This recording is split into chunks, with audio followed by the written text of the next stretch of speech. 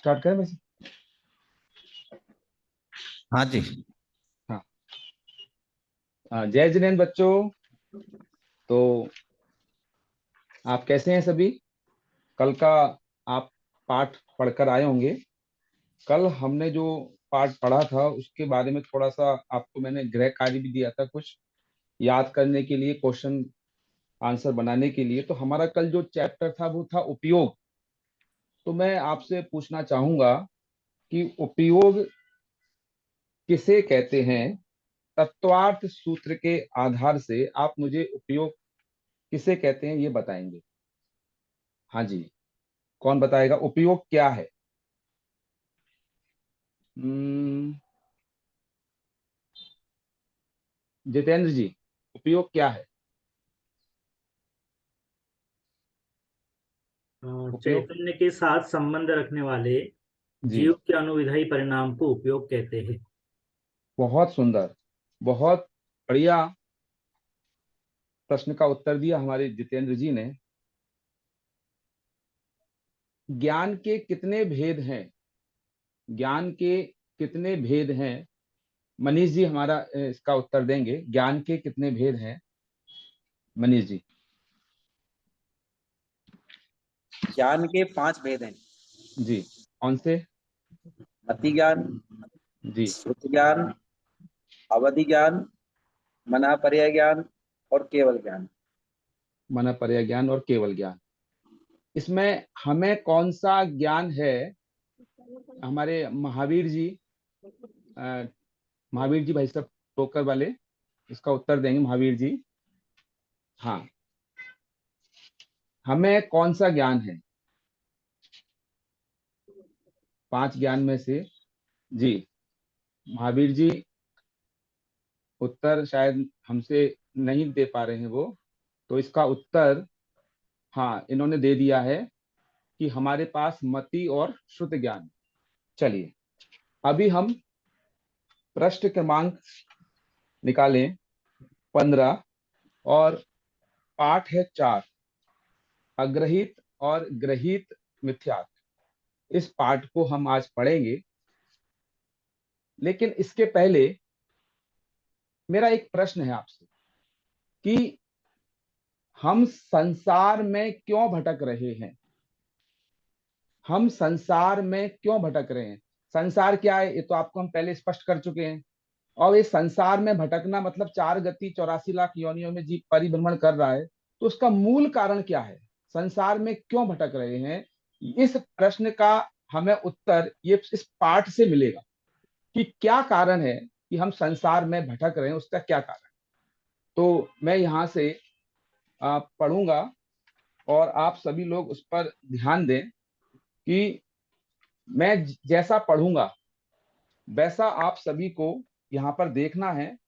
और जो पुस्तक नहीं लेकर आए, मुझे पीछे एक बच्चा दिखाई दे रहा है जो लाल शर्ट पहने हुए है, ये पुस्तक लेके नहीं आया भाई। ऐसा नहीं चलेगा, है ना? क्योंकि आपके पास आपकी पुस्तक रहेगी तो आप आराम से देख सकते हैं, अपनी पुस्तक में लिख सकते हैं, कुछ नोट्स बना सकते हैं, अंडरलाइन कर सकते हैं। आप आगे से ध्यान रखना, ऐसी गलती आप नहीं करें। ठीक है, तो मैं यहाँ से प्रकरण प्रारंभ कर रहा हूँ। अग्रहित और ग्रहित मिथ्यात्व। सबसे पहले तो ये इस पाठ का आधार क्या है? ये पाठ पंडित टोडरमल जी के चौथा अधिकार, मोक्ष मार्ग प्रकाशक का चौथा अधिकार, वो भी इसका आधार है। और दूसरा आधार जो यहाँ पर दिया है, पंडित दौलत राम जी की छह डाला। और छह डाला में भी दूसरी ढाल, ये इसका आधार है।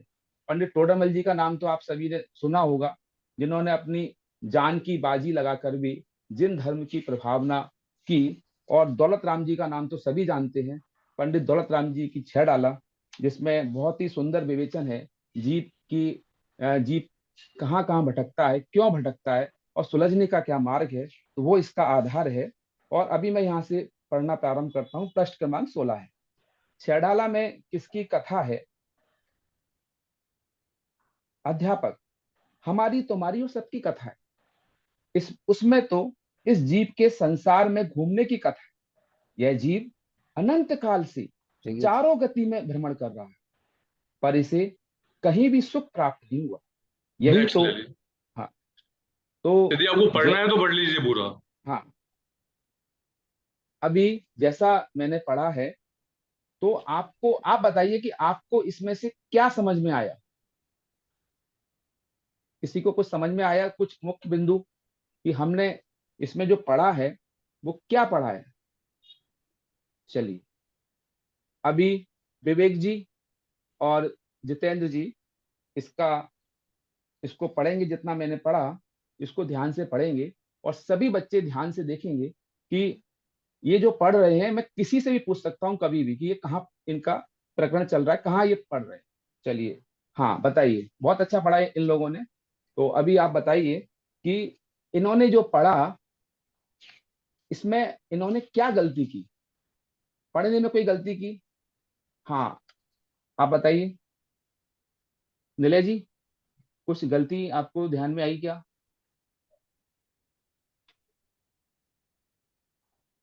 नहीं, अभी कोई गलती इनके पढ़ने में नहीं आई। इन्होंने और अच्छा पढ़ा। अच्छा पढ़ा, बहुत बढ़िया। ऐसे ही नीलेश जी की तरह सभी को ध्यान देना चाहिए। आप लोगों में देख रहा हूँ कुछ बच्चे पेन से पता नहीं क्या लिख रहे हैं। हाँ, आपको लिखना नहीं है अभी, जिस समय टीचर समझाए उस समय समझना है आपको। आपको लिखने का काम जब होगा तब हम आपको लिखाएंगे, है ना? तो अभी सबको ध्यान देना। नीलेश जी ने बहुत अच्छा बताया, बहुत अच्छा पढ़ा इन लोगों ने। अब हम समझेंगे कि क्या बात आई इधर। बात दरअसल ये है कि मैं जीव हूं, और मेरी आयु कितनी है? आप अपनी अपनी आयु लगा लीजिए। मेरी आयु 40 वर्ष। तो 40 वर्ष बाद भी क्या मैं जीवित अभी हूं, और आगे मैं कब तक जीवित रहूंगा बताइए? अभी मनुष्य की उम्र कितनी है? 60, 65, 70, वो भी फिक्स नहीं है। इस मनुष्य गति की मनुष्य आयु कितनी है? तो हमें ये गति छोड़कर कहीं ना कहीं जाना है, ये बात तो पक्की है। जब हमें कहीं ना कहीं इस गति को छोड़कर जाना है, तो हम कौन सी गति में जाएंगे? तो हम जो हमने जीवन भर जैसा अभिप्राय रखा होगा, जो हमने परिणाम किए होंगे, उसके अकॉर्डिंग हमको गति मिलेगी। इसमें बात आई ना, देखो कि यह जीव अनंत काल से चारों गति में भ्रमण कर रहा है। चार गति आपने बालबोध भाग में पढ़ी है। चार गति कौन कौन सी चार गति है? रागिनी जी आप बताइए, चार गति आपने को हमने पढ़ाया था बालबोध 3 में, कि चार बोध गतियों के नाम बता दीजिए आप। गति, फ्रेंच गति, देव गति, नरक गति, 4 गति। बहुत बढ़िया, बहुत अच्छा पढ़ती हैं ये, और इनको याद भी है। ये याद इसलिए रहता है इनको कि हम बार बार इसको विषय को पढ़े तो याद रहता है। इन्होंने बीच में पढ़ा होगा इस विषय को, है ना? बहुत बढ़िया। तो ये चार गति है। इन चारों गतियों में से कौन सी गति सुख का कारण है? ये भी आपको बताया था कि इनमें से कोई भी गति सुख का कारण नहीं है। सुख का कारण एकमात्र मोक्ष पंचम गति ही है। तो ये जो चार गतियां हैं, चार गति में जीव रुल रहा है। जीव मतलब कौन? जीव मतलब कोई और नहीं, अड़ोसी पड़ोसी नहीं। जीव मतलब मैं चार गति में रुल रहा हूं। कब से रुल रहा हूं? कि अनादिकाल से रुल रहा हूं। किस कारण से रुल रहा हूं? कि वो इस पाठ में जो बात अपन ने अभी पढ़ी है कि मिथ्यात्व के कारण से। और मिथ्यात्व किसे कहते हैं? कि जीव आदि 7 तत्वों की विपरीत श्रद्धा ही मिथ्यात्व है। ये तत्व आपने कहाँ पढ़े हैं बताइए मुझे? विवेक जी, आपने इसके पहले वीतराग विज्ञान से पहले कई तत्व के नाम पढ़े हैं आपने पिछली क्लास में? तत्व, क्योंकि हमें उसकी श्रद्धा पे बात है तो उसके। हाँ, तीन। बाल में पढ़े हैं, बिल्कुल सही है। तो वो तत्व के नाम भी आपको पता होंगे, एक बार जरा बता दीजिए सबको। सबको एक बार स्मरण आ जाएंगे वो तत्व के नाम। जीव, अजीब, आश्रव, बन, संवर, निर्जरा और मोक्ष। बहुत बढ़िया, निर्जरा, बहुत सुंदर। मोक्ष। हाँ, बहुत सुंदर।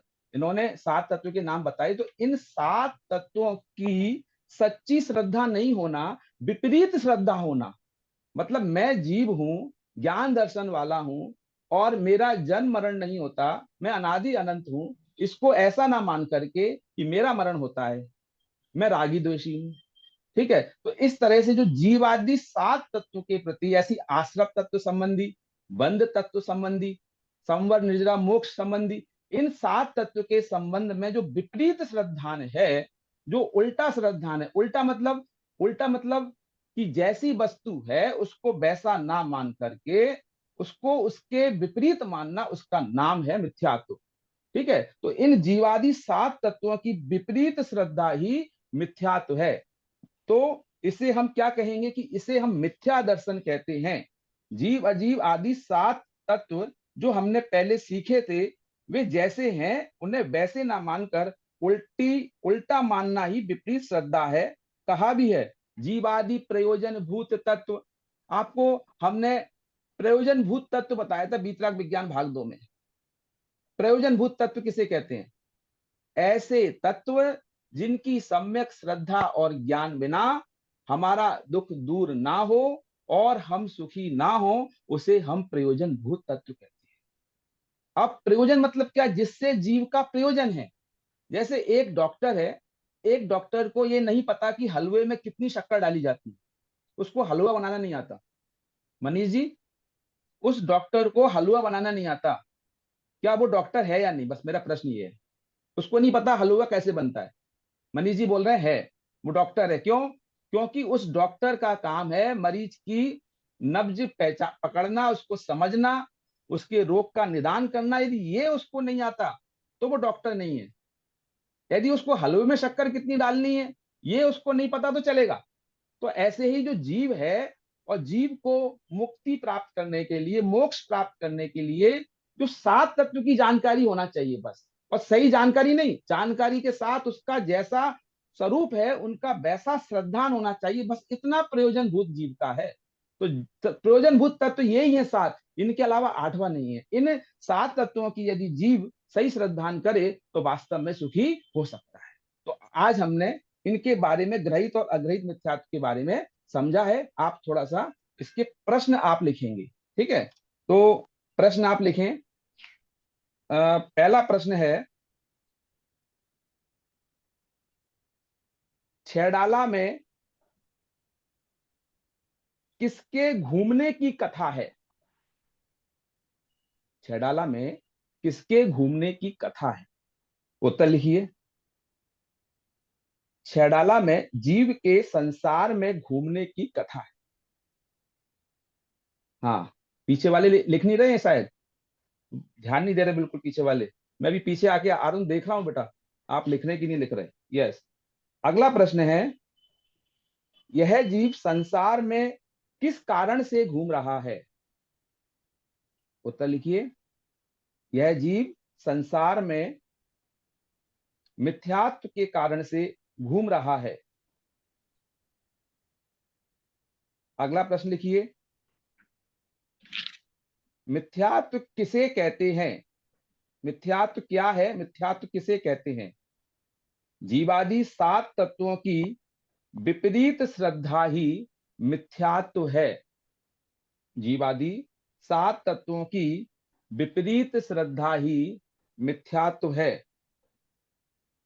तो आपने ये विषय समझा होगा अच्छे से।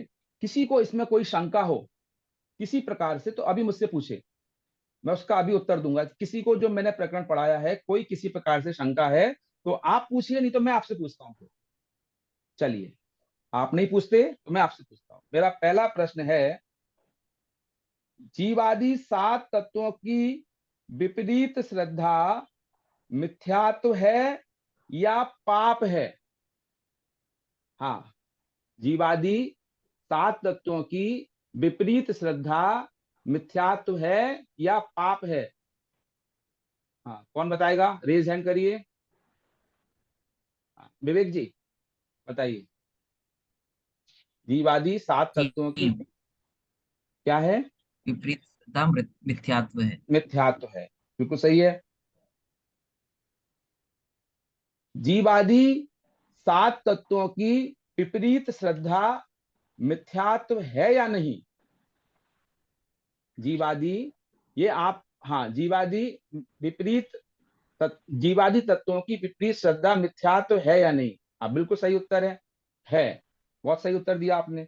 अब अगला प्रश्न है मेरा, जीवादि विपरीत श्रद्धा को, जीवादि 7 तत्वों की विपरीत श्रद्धा को क्या कहते हैं?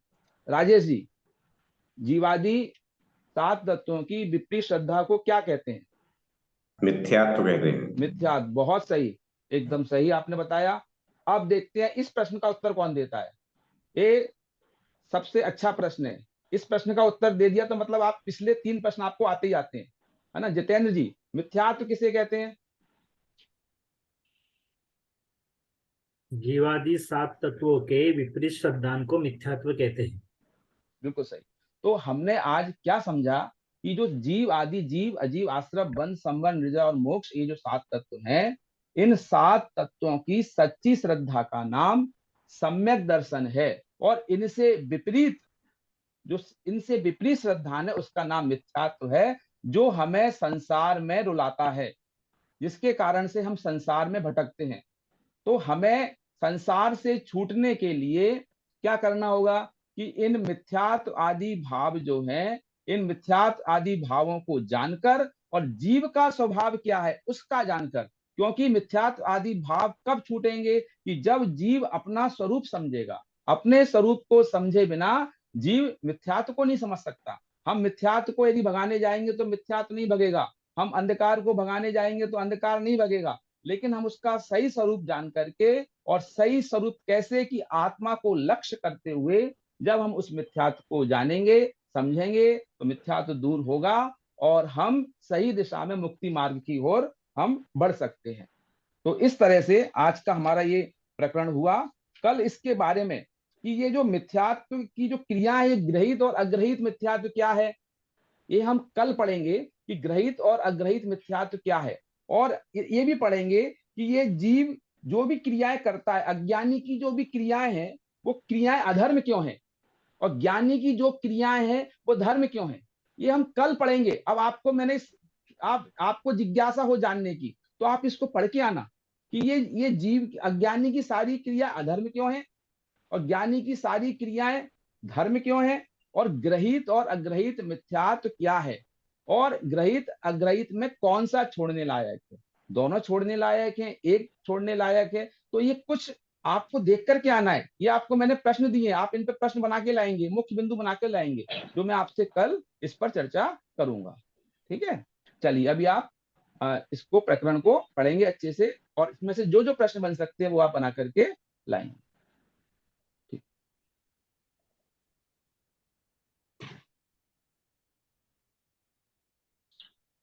विनीत जी, आप ही बताइए कि आपने क्या क्या स्टेप छोड़ दिए। एक तो मैंने वस्तुनिष्ठ का जो दूसरा सोपान था वो मैंने पहले ले लिया, और पहले हाँ, वाला मैंने दूसरा लिया, ठीक है। है ना। एक मेरे को ये ख्याल में आया, हाँ, और बाकी बाकी मेरे ख्याल में अभी नहीं आया है। आप लोग बताइए जी। आप में से बताइए, संतोष बताओ। मुझे एक क्वेश्चन, ये जो आपने किया कि तत्वों का विपरीत श्रद्धान मिथ्यात्व है या पाप, अब अगर इसका आंसर कोई बच्चा ये दे कि दोनों हैं, हाँ, तो क्वेश्चन का ऑप्शन ऐसा होना चाहिए कि मिथ्यात्व है या सम्यक्त्व। तो नहीं तो वो उसके दोनों ऑप्शन सही है, क्योंकि मिथ्यात्व पाप भी है और वो मिथ्यात्व भी है, तो दोनों ही पाप ही एक तरीके से। तो उसका ऑप्शन एक राइट एक रॉन्ग होना चाहिए। अभी एक्चुअली में हमने जो जितना प्रकरण पढ़ाया था सामने, तो उसी के आधार से प्रश्न पूछा था ये। तो पुस्तक हाँ, उसके वो सामने है, ठीक है। पुस्तक उसके सामने तो है, इसलिए इस जैसे तरह का प्रश्न जैसे लगा। भाई साहब, जैसे हाँ, दुख का कारण बुरा कार्य नहीं, पाप है। डिस्कस मत करो, आगे हाँ, बढ़ो। जी जी बस एक बार उनके ध्यान में आ गई, अब वो आगे वो चीजों को सुधारेंगे। ठीक ठीक। जी। मैं बोलूं? ना बोलिए। हाँ, एक तो क्या है, जितना मैं सुन पाया, थोड़ा सा कार्यक्रम में था, तो जो प्रारंभिक में गलतियां इनकी पकड़ी है, आदर्श वाचन के बाद इन्होंने मुख्य बिंदु पूछना प्रारंभ कर दिया, किसने बताया नहीं, फिर इनके ध्यान में आया और इन्होंने अनुकरण वाचन करे। अनुकरण के वाचन के बाद मुख्य बिंदु पूछने थे, वो पूछे नहीं और विचार विश्लेषण पे चले गए। ये खास मुख्य इनकी त्रुटि थी। और बाकी का मैं सुना, पर पूरा क्या क्या ध्यान में नहीं कार्यक्रम, पर ये मुख्य जो प्रारंभिक इनकी गलतियां थी वो मुझे ध्यान में है, और वो मैंने बताई। बाकी मैंने पूरा इनका सुन नहीं पाया, आधा अधूरा सुना है, क्योंकि कार्यक्रम अब मैं सुनूंगा और बताऊंगा। और जो बोलिए। प्रारंभिक और गलतियां, मनीष जी, आप बताइए, किसे बोला है? अनम्यूट करके। बोल रहा है। हेलो। हाँ, बोलिए। हाँ भाई साहब, हाँ, गलतियां और कोई गलतियां हैं? वैसे गलतियां तो नहीं ऐसी ख्याल में आई, लेकिन जो विचार विश्लेषण था, हाँ, उस विचार विश्लेषण में भाव वसन परक जो एक पुट था जिस अपन ने नया डाला है, वो थोड़ा सा हाँ, ख्याल में कम आया। हाँ, बाद में जीवनोपयोगी के रूप में तो कह लिया था कि छोड़ने योग्य है, पारिभाषिक स्पष्टीकरण भी आ गया था, लेकिन भाव भाषण परक स्पष्टीकरण मुझे कम लगा। जीवनोपयोगी भी इतना क्लियर नहीं था। हाँ ठीक है, और आगे? और बाकी मनीष तो जी, हमने एक फॉर्म दिया है जी भाई साहब, आपको, वो फॉर्म का प्रिंट आउट निकाल लीजिए, मैं निकाल तो लूंगा। क्या पॉइंट आप राइट रॉन्ग करते जाएंगे ना, जी जी तो बहुत अत्यंत इजी हो जाएगा काम। जी भाई साहब, ठीक। जी ओके। ये आशा वाला बता रही, आशा बता रही है दर्शन। हाँ बोलिए। उन्होंने मूल्यांकन नहीं किया है, क्या? समापन मूल्यांकन नहीं किया है, ग्रह बराबर बराबर ऐड किया है, समापन मूल्यांकन नहीं किया। बराबर। और स्तुति कुछ है इसके अलावा? भाई साहब ये विचार विश्लेषण के पहले जो मैं सुन नहीं पाई थी, मैं अभी आई हूँ। पीयू जी अभी को आई बैठाया हो? था इन्होंने तो। अच्छा ठीक है। हाँ भाई साहब, हाँ बोलिए राजेंद्र जी। हाँ मैं ये कह रहा हूँ कि ये जो विचार विश्लेषण के पहले जो मूल्यांकन और संवाद है, हाँ वो दोनों चीजें नहीं आ पाई। आया तो था, लेकिन वो अनुकरण वाचन के पहले आ गया। आदर्श हाँ, वाचन पर वो महावीर जी ने बता दिया ना। हाँ, तो उसमें उसके संवाद अलावा भी नहीं आया। दोनों उसके मतलब मूल्यांकन। उसके अलावा जो एक बार किसी ने गलती बता दी उसे रिपीट करके फायदा नहीं है दोबारा। और कोई गलती है क्या? तो बाकी जीवनोपयोगी भी नहीं आया, वो तो है ही, आपने बोले ही दिया। हाँ हाँ। आप जब पूर्व पाठ मूल्यांकन कर रहे थे, हाँ। पूर्व पाठ मूल्यांकन में एक प्रश्न पूछा, ज्ञान के कितने भेद हैं? छात्र ने उत्तर दिया 5, और पाठ्य पुस्तक में लिखा है 8। आपने वो 5 को ही सही मान लिया, क्योंकि कुमति को, श्रुत को, अवधि को भी शामिल करते हुए ये 8 भेद किए हैं। इस छात्र की गलती की तरफ ध्यान आकर्षित कराते हुए उसको सुधरवाना चाहिए था। भाई साहब, जो दौलत गृहित अगृहित मिथ्या पे जो पाठ लिया दौलत राम जी के आधार से, वहां पे दौलत राम जी का परिचय देना भी आवश्यक था, क्योंकि उन्होंने केवल ये बताया कि दौलत राम जी की छड़ाला के आधार से लिखा गया है। अब यदि वो परिचय पूर्व में ले लिया हो, तो क्योंकि पूर्व पाठ मूल्यांकन कर रहे हैं, इसका मतलब वहां पर जो है उन्होंने परिचय नहीं बतलाया है, तो परिचय बतलाना आवश्यक था, ऐसा मैं मानता हूँ। और संसार परिभ्रमण के कारण में तीनों है, मिथ्या दर्शन, मिथ्या ज्ञान, मिथ्या चारित्र। आपके विश्लेषण में अकेला मिथ्यात्व की बात आ रही थी, मिथ्यात्व की चर्चा आ रही थी। तीनों को शामिल किया है, मिथ्या दर्शन, मिथ्या ज्ञान, मिथ्या चारित्र, ये इसका उल्लेख आना चाहिए था।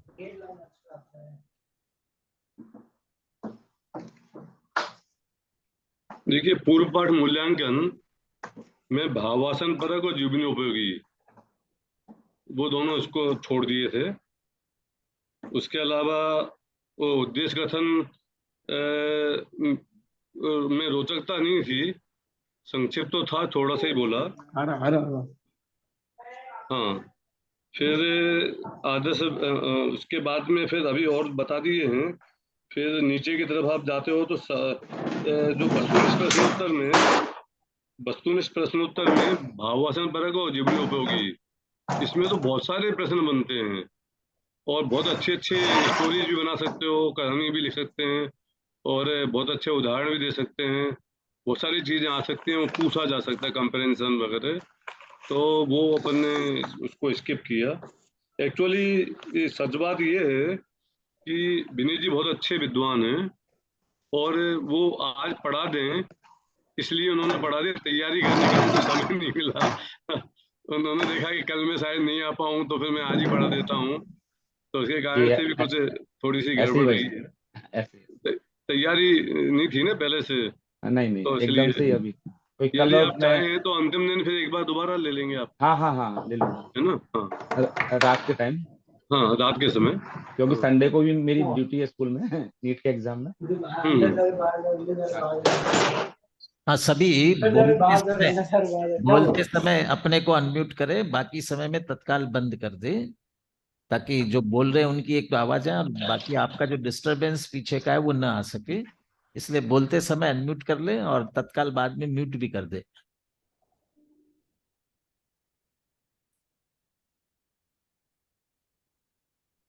और कौन पढ़ाना चाहेंगे अभी? हाँ जी, आशा आ रही पढ़ाने के लिए। ठीक है, ग्रेट।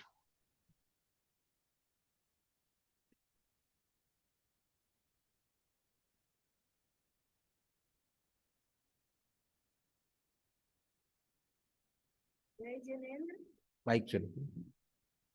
जय जिनेंद्र।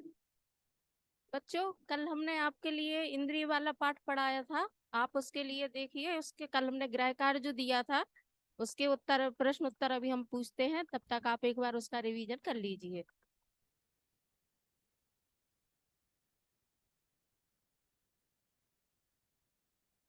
बोल दीजिए मुझसे।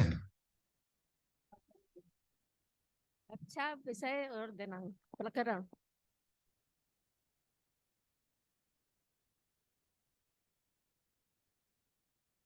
कल अपन ने इंद्रिय के पाठ में पढ़ा था कि जैन किसे कहते हैं। बताइए आपका क्या नाम?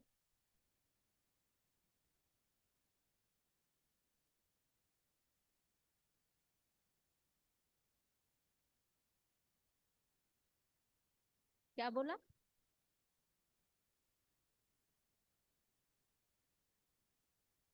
ये ले लो। जो जिनको माने वो जैन।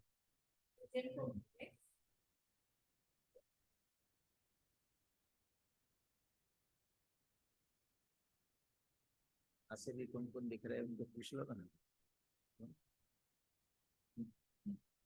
जिन किसे कहते हैं? जिसने मोह राग द्वेष और इंद्रिय को जीता है वही जीत। जैन किसे कहते हैं? जो जिन देव के बताए मार्ग पर चलता है उसे जैन कहते हैं। अटक जी, आप बताइए, इंद्रिय किसे कहते हैं? आत्मा के ज्ञान के जो चिन्ह विशेष है उन्हें इंद्रियां कहते हैं। इंद्रियां कितनी होती हैं? 5। आप बता। स्पर्श, रस, गंध, वर्ण। इंद्रिय ज्ञान तुच्छ क्यों है? क्योंकि उससे आत्मा ज्ञान नहीं हो पाता है, बाह्य विषय के ज्ञान हो पाता है। सही उत्तर नहीं आया आपका। आप बताइए। इंद्रिया मात्र पुद्गल के जानने में सहायक होते हैं और आत्मा का हित आत्मा के जानने में है। इंद्रियों से आत्मा का ज्ञान नहीं होता है, इसलिए इंद्रिय ज्ञान तुच्छ है। अच्छा, इंद्रियां 5 होती हैं, तो जैसे ये समझो कि पंखा किस कलर का, यदि हम आपसे पूछें तो इसका क्या, कौन सा वर्ण होगा? वर्ण सफेद। तो आपने ये किससे जाना है? इंद्रिय से। किस इंद्रिय से जाना? चक्षु इंद्रिय से। चक्षु इंद्रिय से। यदि हम कहें कि पानी है, तो आप ये देखो कि ये ठंडा है या गर्म है, तो आप ये किस इंद्रिय से देखेंगे? स्पर्श इंद्रिय से। स्पर्श इंद्रिय से। ठीक है, बैठ जाओ, आपने तैयार किया है पाठ। अब आप, अभी हमने जैन के बारे में पढ़ा था इंद्रिय वाले पाठ में कि जैन किसे कहते हैं। अब हम देखेंगे कि जैन किसे कहते हैं, उसका आचरण कैसा होता है। यदि जो यदि जो मांस मदिरा आदि का भक्षण करता है तो वह जैन नहीं कहलाता है।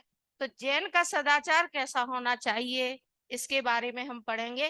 तो आज हम सदाचार के बारे में पढ़ेंगे। तो आप बाल बोध पाठमाला भाग 3 निकालिए। इसका पाठ 5वां है सदाचार, पृष्ठ क्रमांक 18। निकाल लिया सभी ने? बच्चों, अब अपनी पुस्तक में देखना, जैसा मैं पढ़ रही हूँ वैसा मैं किसी से भी पढ़वा सकती हूँ, और जो इसमें मुख्य बिंदु आए हैं उन्हें आपको नोट करना है। तो अब आप अपनी पुस्तक पर ध्यान लगाकर देखिए। क्यों भाई प्रबोध, कहाँ जा रहे हो?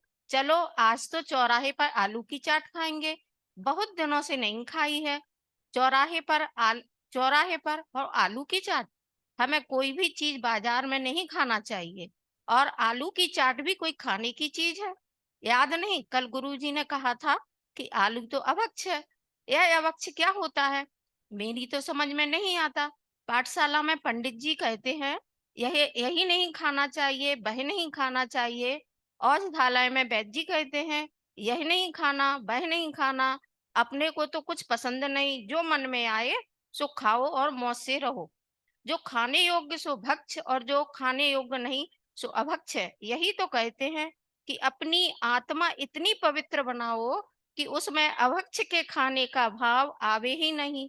यदि पंडित जी कहते हैं कि अभक्ष का भक्षण मत करो तो तुम्हारे हित की ही तो कहते हैं, क्योंकि अभक्ष खाने से और खाने के भाव से आत्मा का पतन होता है। तो कौन कौन से पदार्थ भक्ष है?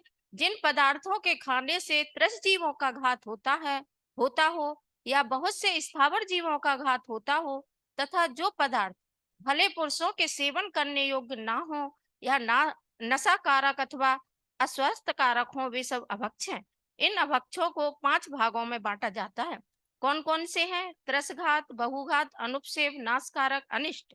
जिन पदार्थों के खाने से त्रस जीवों का घात होता हो उन्हें त्रसघात कहते हैं। जैसे पंच उदंबर फल, इनके मध्य में अनेक सूक्ष्म स्थूल त्रस जीव पाए जाते हैं, इन्हें कभी नहीं खाना चाहिए। अब आप सुबोध का पाठ कीजिए और आप प्रबोध का पाठ कीजिए। और बच्चों ये जैसा पढ़े आप अपनी पुस्तक में देखिए। यदि ये कोई गलती करते हैं तो आप अपनी पुस्तक में नोट कीजिए। मैं आपसे किसी से भी पूछ सकती हूँ। क्यों भाई प्रबोध, कहाँ जा रहे हो? चलो आज तो चौराहे नहीं पर सिस्टर। आलू।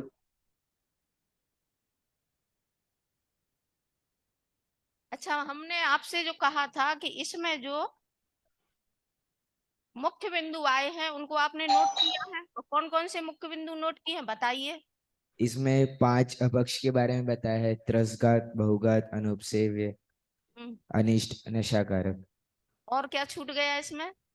और इसमें जो स्थावर घात है, त्रसघात है, उसके बारे में बताया। आपने परिभाषा इसके बारे में तो बताया ही नहीं, जिसके बारे में हमने आपको जो जिसका पाठ का मेन वो है वो तो आपने मुख्य बिंदु में बोला ही नहीं। तो अब आप ध्यान से पढ़ना।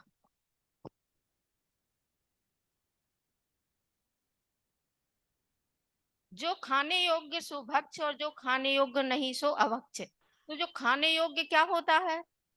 जो जिसमें त्रस्त जीवों का घात नहीं होता है और जिसमें हिंसा का पाप नहीं लगता है, उसे हम खाने योग्य पदार्थ कहते हैं। और जो खाने योग्य नहीं होता है उसे हम अभक्ष कहते हैं। तो होता है तो अभक्ष वह होता है जिसमें हिंसा होती है जीवों की, और हिंसा होने से पाप का बंध होता है, जो अपने लिए शरीर के लिए भी अस्वस्थ कारक होता है।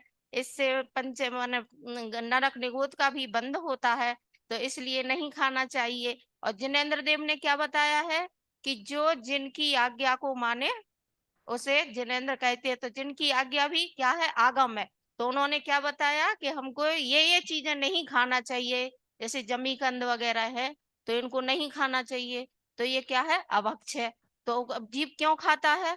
तो इसमें लिखा है कि अभक्ष खाने से और खाने के भाव से आत्मा का पतन होता है। तो क्यों आत्मा का पतन होता है? क्योंकि इसमें जीवों की हिंसा होती है। और क्यों खाते हैं? क्योंकि गिद्धता इतनी बढ़ जाती है, जीव की लोलुपता हो जाती है कि जिनेंद्र देव ने कहा भी है कि इसमें इतने जीव है तब भी स्वाद के लोलुपता में खाते हैं। कहते हैं आलू है तो हमारा जीवन ही नहीं है, यदि हम आलू नहीं खाएंगे तो इसको क्या कहेंगे कि इससे क्या होता है?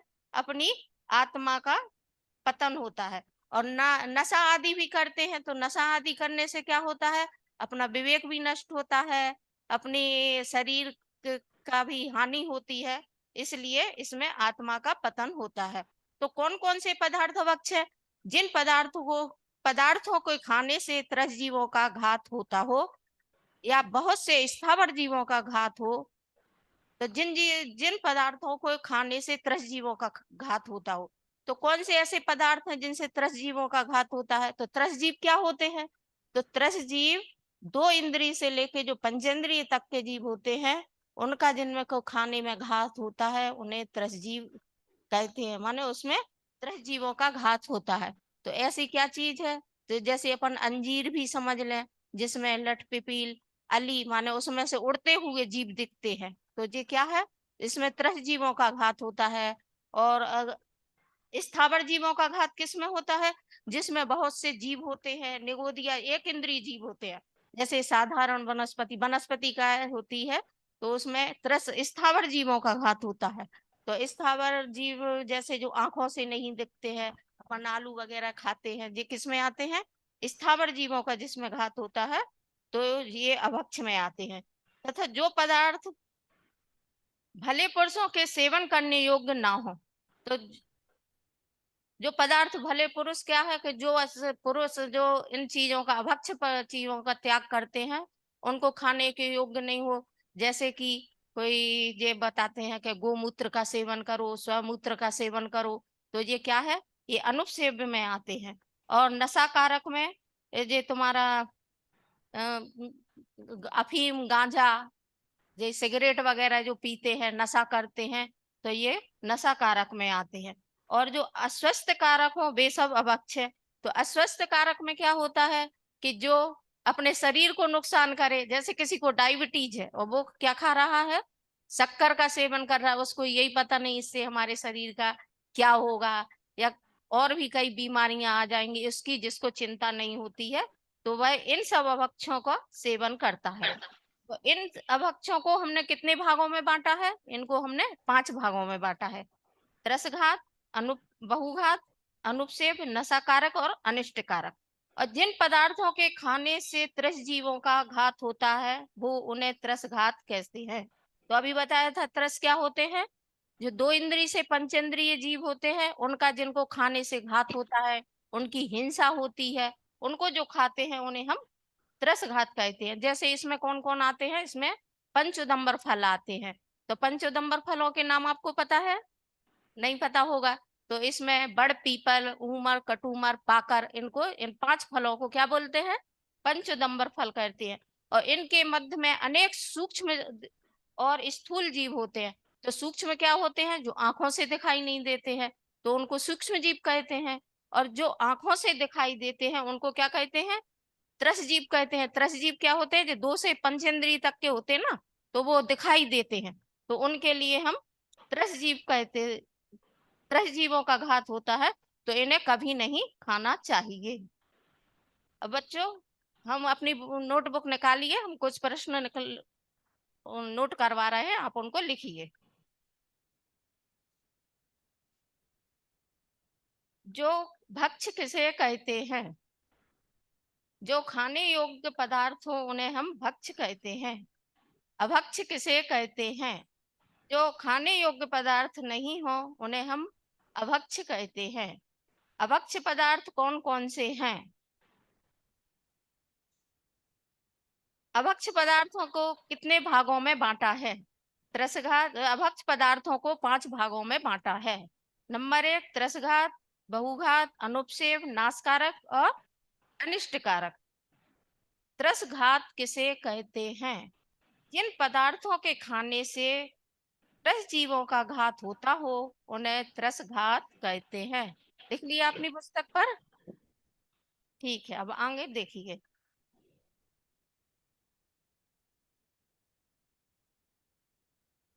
जो खाने योग्य पदार्थ नहीं हो उन्हें क्या कहते? उसे भक्ष्य कहते हैं या नहीं? अभक्ष्य कहते हैं या नहीं? अभक्ष कहते हैं। जो खाने योग्य पदार्थ नहीं हो उन्हें भक्ष्य कहते हैं या अभक्ष्य कहते हैं? अभक्ष कहते हैं। जो खाने योग्य पदार्थ नहीं हो उन्हें क्या कहते हैं? अभक्ष कहते हैं। अभक्ष्य किसे कहते हैं? जो खाने योग्य पदार्थ ना हो उसे अभक्ष कहते हैं। इस प्रकार आप सभी परिभाषाओं को दोहरा लेना। जो खाने योग्य सो भक्ष्य है, जो खाने योग्य पदार्थ हैं उन्हें भक्ष्य कहते हैं, और जो खाने योग्य पदार्थ नहीं हो उन्हें अभक्ष्य कहते हैं। अभक्ष्य पदार्थों को 5 भागों में बांटा गया है। त्रसघात, बहुघात, अनुपसेव, नाशकारक और अनिष्टकारक। सारांश। अभी बच्चों अपन ने क्या पढ़ा था कि भक्ष्य किसे कहते हैं? जो खाने योग्य जो खाने योग्य सो भक्ष्य है और जो खाने योग्य नहीं है वह अभक्ष्य है। जिन पदार्थों के खाने से त्रस जीवों का घात होता है उन्हें त्रस घात कहते हैं।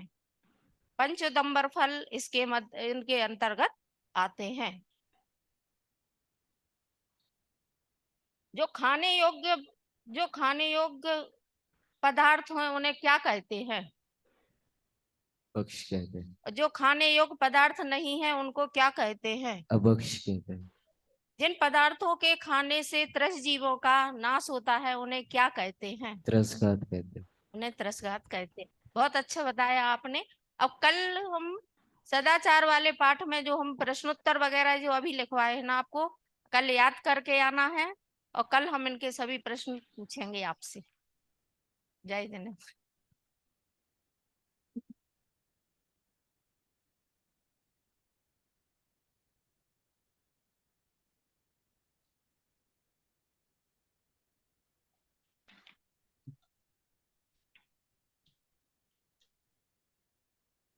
अब आप ही बताओ कि क्या क्या चीज छूट गई।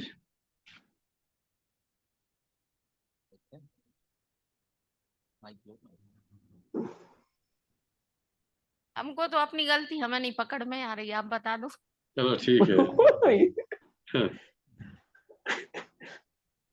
पढ़ाते हुए आ तो रही थी आपको, तभी तो हंस रहे थे आप।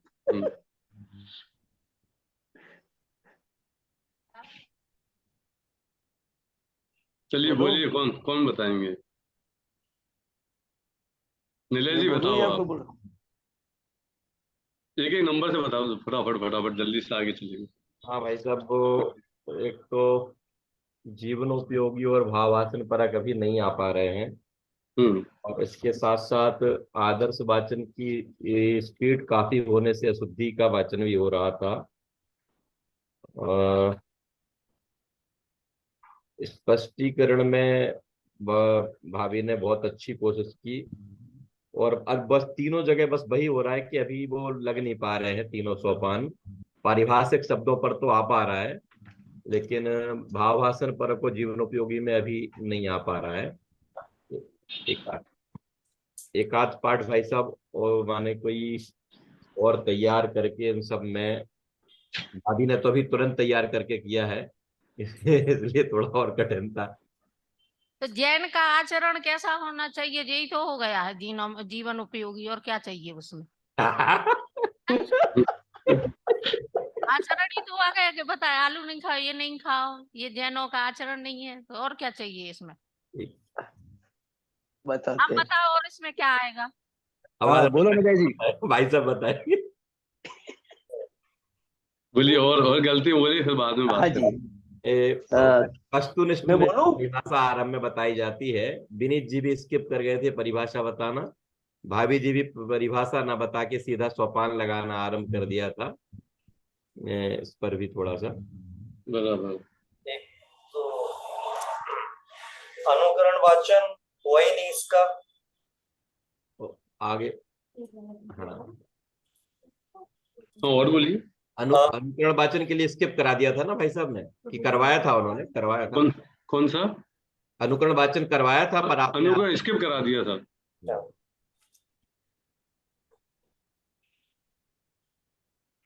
लेकिन गलतियां नहीं पूछी थी, गलतियां पूछना था ना अपन। बोला आगे नेक्स्ट स्टेप तो गलतियों का आता है, तो वो छोड़ते हुए आगे बढ़ गए, मतलब पूरे ही गलतियां पूछी नहीं थी।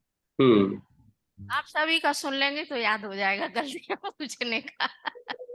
एक तो क्या है कि छात्रों पर ध्यान देने की थोड़ी सी प्रवृत्ति कम थी सब जगह पर। उसके अलावा जो मूल्यांकन और संवाद वाली मूल्यांकन में तो पूरा नहीं पूछा, मतलब पूछा तो था, थोड़ा टच किया था उसको, एक दो पॉइंट को, और संवाद जो है उसे मतलब किए ही नहीं फिर, क्योंकि जब पॉइंट हमारे कम निकले हैं तो हमें एक दो प्रश्न संवाद में निकलवाने चाहिए, बात करके पूछ करके कि ये क्यों छोड़ा, ये क्यों आना चाहिए। तो ऐसा है। जो इसके अलावा जो इन्होंने बता दिए काफी, तो फिर इसके अलावा एक तो है कि नाश कारक नहीं, नशा कारक है अभक्ष। तो वो एक बार गलती से निकला वो तो लगता समझ में आया, लेकिन वो बाद में भी वो गलती रिपीट हुई, नाशकारक, तो मतलब दिमाग में ही नाशकारक बना हुआ था, वो अभक्ष्य नशाकारक है। अनबीती बहुत बड़ी ले ली एक्चुअली, ये इतनी बड़ी की जरूरत नहीं थी, थोड़ी छोटी लेती तो कंट्रोल ज्यादा अच्छा बना रहता अपने विषय पर, वो काफी बड़ी थी। और अनबीती के जब हमने स्पष्टीकरण दिया तो अनबीती के बाहर चले गए स्पष्टीकरण देते हुए, अनिष्ट कारक तक पूरे पाठ को ही कवर कर लिया, है ना। तो पूरे प्रश्न बोधगम्य प्रश्न उत्तर में लगवाए नहीं। जैसे शुरुआत में बाजार में आलू की चाट क्यों नहीं खाना चाहिए, जो भी खाना चाहिए मस्ती से खाते पीते रहो वो। फिर बाद में अंतिम वाला जो अनिष्ट बहुघात वाला प्रश्न, ये प्रश्न छोड़ दिए मतलब लगवाने से। फिर 21 नंबर है आइटम, क्या है, पारिभाषिक वस्तुनिष्ठ प्रश्न उत्तर, वो बता दिया इन्होंने गलती कि सभी प्रश्नों पे लगाना चाहिए था, वो नहीं किया। और 26 नंबर है गृह कार्य, उसमें अपन ने आगे कौन सा पोर्शन कल पढ़ाएंगे पढ़ करके आना है और उसमें से वो प्रश्न निकाल करके लाना है, ये वाला निर्देश अपन ने नहीं दिया। तो इस तरह से गलतियां थी। तो एक इन्होंने गलत परिभाषा बोल दी, जिन आज्ञा को माने सो जिनेंद्र बोल गए, जिन आज्ञा को माने सो जैन की दिक्कत जिनेंद्र का इन्होंने। बाकी आपने जो बिंदु बताया सब वो मैंने लिखे ही हैं, पर ऐसे परिभाषा में गलती, अशुद्धि गलती, मुख्य बिंदु छूट गए, तो ये चीजें ध्यान रखनी है। आत्मविश्वास, मूल बात थी आत्मविश्वास की कमी, उससे गड़बड़ हो रहा था और कुछ नहीं था, आता था पर आत्मविश्वास की कमी से गड़बड़ आ रहे थे। नहीं आत्मविश्वास तो पूरा था, आत्मविश्वास बहुत अच्छा था, लोगों के बीच में बढ़ाना बहुत पूरा। हाँ वही तो कमी हो रही थी, वहाँ गड़बड़ जीवों का और स्थावर जीवों का नाश होता है, नाश होने की जगह घात होता है, नाश कर रहे थे बार बार। हाँ, तो घात और स्थावर जीवों का घात होता है, उसकी जगह नाश होता है सब जो ऐसा थोड़ा सा वो उसमें हास्यास्पद। जिनेंद्र, एक चीज भाई साहब मेरे को सुनने में आई थी, शायद गलत सुनने में आई हो क्या, भाई ने बोला था कि जैसे अपन लोग आलू खाते हैं, तो अब इसमें क्या हम ऐसा बोलेंगे अपन लोग आलू खाते हैं वो अभक्ष्य, तो जैसे वो अपने बोलने में आया अपन लोग आलू खाते हैं, अपन शब्द आ गया तो उसमें एक अपना गलत हो जाएगा ना इंप्रेशन, ऐसा कि अपन लोग आलू खाते हैं, तो उस विषय का ना बोल। हाँ, जैसे जो लोग आलू खाते हैं, जो लोग आलू खाते हैं, तो ठीक है। वो भाषा जो है ना, मतलब इतने ज्यादा माइन्यूट पॉइंट, बट ठीक है, मतलब ये ध्यान दिलाने की बात तो है ही, बट इट्स ओके। मतलब कभी हमने अपन खाते हैं, हमने खाते हैं, या जो लोग खाते हैं, मतलब कभी ऐसा भी बोल दिया तो मतलब ठीक है, इसका सवाल नहीं है। लेकिन वो जो चीजें, मतलब सारी चीजें कवर होनी चाहिए, और खासतौर से भावासन परक जो जीवनोपयोगिता है, वो वाले ये त्रसगास बहुघात के जो विषय हैं, ये तो बहुत इजी है। मतलब अंजीर है, पंचोदंबर जो फल बताए उसमें तो अंजीर है, तो अंजीर को आप खोल के देखो तो अनंत जीव होते हैं। आप वीडियो देख लो, बहुत सारी पड़ी हुई हैं उस पर, आप वीडियो की लिंक भी निकाल करके दिखा सकते हो लोगों को कि किस तरह से अंजीर में जीव घुसते हैं, किस तरह से वहां पे बहुत सारे जीव पैदा होते हैं। ये जीवनोपयोगिता हो गई कि आपने उसे प्रैक्टिकल करके दिखा दिया कि अंजीर जिंदगी में कभी खाएगा ही नहीं, आदमी देख लेगा तो ये जीवनोपयोगिता हो गई। अब जैसे आंखों से दिखाई देते हैं, वो 2 से 5 इंद्रिय जीव हैं, ऐसा जरूरी नहीं। जो नहीं आंखों से दिखाई देते ऐसे भी त्रस जीव होते हैं बहुत सारे। तो 2 इंद्रिय से 5 इंद्रिय बराबर है, लेकिन हम आंखों से नॉर्मली हम बोल सकते हैं ऐसा कि आंखों से, लेकिन अदरवाइज बैक्टीरियाज हैं वो 2 इंद्रिय में आ सकते हैं। बहुत सारे बैक्टीरियाज, बहुत सारे सूक्ष्म जीव हैं, मच्छर भी ऐसे छोटे हैं। हाँ, छोटे मच्छर होते नहीं दिखते आंख से, बहुत ऐसे नहीं दिखते। हाँ, मतलब तो आंख से दिखाई देना एक क्राइटेरिया नहीं हो सकता बहुत ज्यादा, लेकिन 2 से 5 इंद्रिय इससे गुड एक्सप्लेनेशन। 2 इंद्रिय क्या होते हैं, जिसमें स्पर्शन और रसना 2 इंद्रियां होती हैं। 3 इंद्रिय क्या होता है कि स्पर्शन, रसना और घ्राण होती है, तो वो सूंघ भी सकते हैं। स्पर्शन, रसना, घ्राण, चक्षु, आंख होती हैं, 4 इंद्रिय होती हैं। लट, पिपील, अली आदि शरीर, तो लट, पिपील और अली 2, 3 और 4 इंद्रिय जीव ये होते हैं। ये एग्जाम्पल हम उन्हें यहाँ पर दे सकते हैं उनके। तो ये जीवन उपयोगिता इसमें आ जाती है। और भावासन। हाँ, इसमें फिर पंचेंद्री का क्या उदाहरण देंगे? पंचेंद्री थोड़ी दिखती है उसमें, कोई जाए 4 इंद्री तक तो फिर भी कर लो, स्पर्श रसना और घ्राण तक के तो आ जाते हैं, लट पे पील अली। बहुत सारे लोग ये बकरे पंचेंद्री का का कैसे मांस करोगे? खाते 2 हैं इंद्री या से ये सब पंचेंद्री तक बता का? सकते हैं। बहुत सारे लोग ये ये फिर हमने वो ज्यादा कुत्ता विश्लेषण बकरा नहीं किया वगैरह। था। क्या प्रश्न भाभी समझ नहीं पाए? पंचेंद्री क्या कहना चाह रहे हैं? वापस पूछो भाई। पंचेंद्री को जैसे बताने के लिए उसमें लिखा है कि त्रस जीवों का घात होता है, तो त्रस जीव 2 इंद्री से पंचेंद्री तक होते हैं। तो कोई बराबर। ये तुम्हारे इसमें वनस्पति का या हिंसा जो चीज खाते हैं जिसमें त्रस जीवों का घात होता, तो पंचेंद्री का क्या उदाहरण दोगे? उसमें 5 में तो स्पर्श रसना घ्राण चक्षु और कर्ण, तो कोई उनमें थोड़ी दिखता है, पंचेंद्री जीव तो नहीं आता। 3 इंद्रिय तक के समझ लो कि लट पे पील आली 3 ही आते, इसलिए तीनों का वर्णन किया था उसमें, बताया मैंने तो सम्मूर्छन अभी। सम्मूर्छन अरे ऐसा नहीं पंचेंद्रिय है आदि भाभी। जीवों का भी अरे अभक्ष उसमें किसे प्रकार कहते के हैं, ये जीवों के प्रश्न घात है। में आप क्या बताना खाने की चाहिए। बात? अभक्ष किसे कहते हैं? अपक्ष में जिन पदार्थों के खाने से त्रस जीवों का घात हो, ये बात कही। तो आप मांस मट्टी भी खाते हो तो पंचेंद्रिय हो गए ना, वो भी तो त्रस घात ही है, वो भी तो अभक्ष है, वो भी तो अभक्ष हाँ, है। आप खाली और साथ वनस्पति सब चीज लो ना। तो वो मांस इसलिए वगैरह में ले सकते हैं पंचेंद्री का। हाँ, आयन त्रस घात जिन जीवों का त्रस वो दो अभक्ष है। इंद्री जीव से लेके पंचेंद्री तक के अलग अलग उदाहरण ढूंढ के बताए जाएं कि ये है, इसमें 2 हाँ, इंद्री का इसलिए घात ऐसा है, कुछ इसमें 3 इंद्री का, इसमें तो आ 4 इंद्री जाएंगे, का। कोई दिक्कत नहीं उसमें।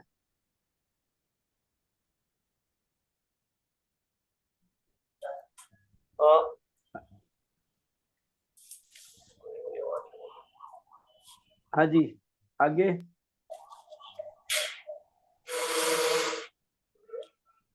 आप आवाज नहीं आ रही है भाई साहब आपकी? आवाज नहीं आ रही। ये सब अनम्यूट कर लीजिए अपने आप को।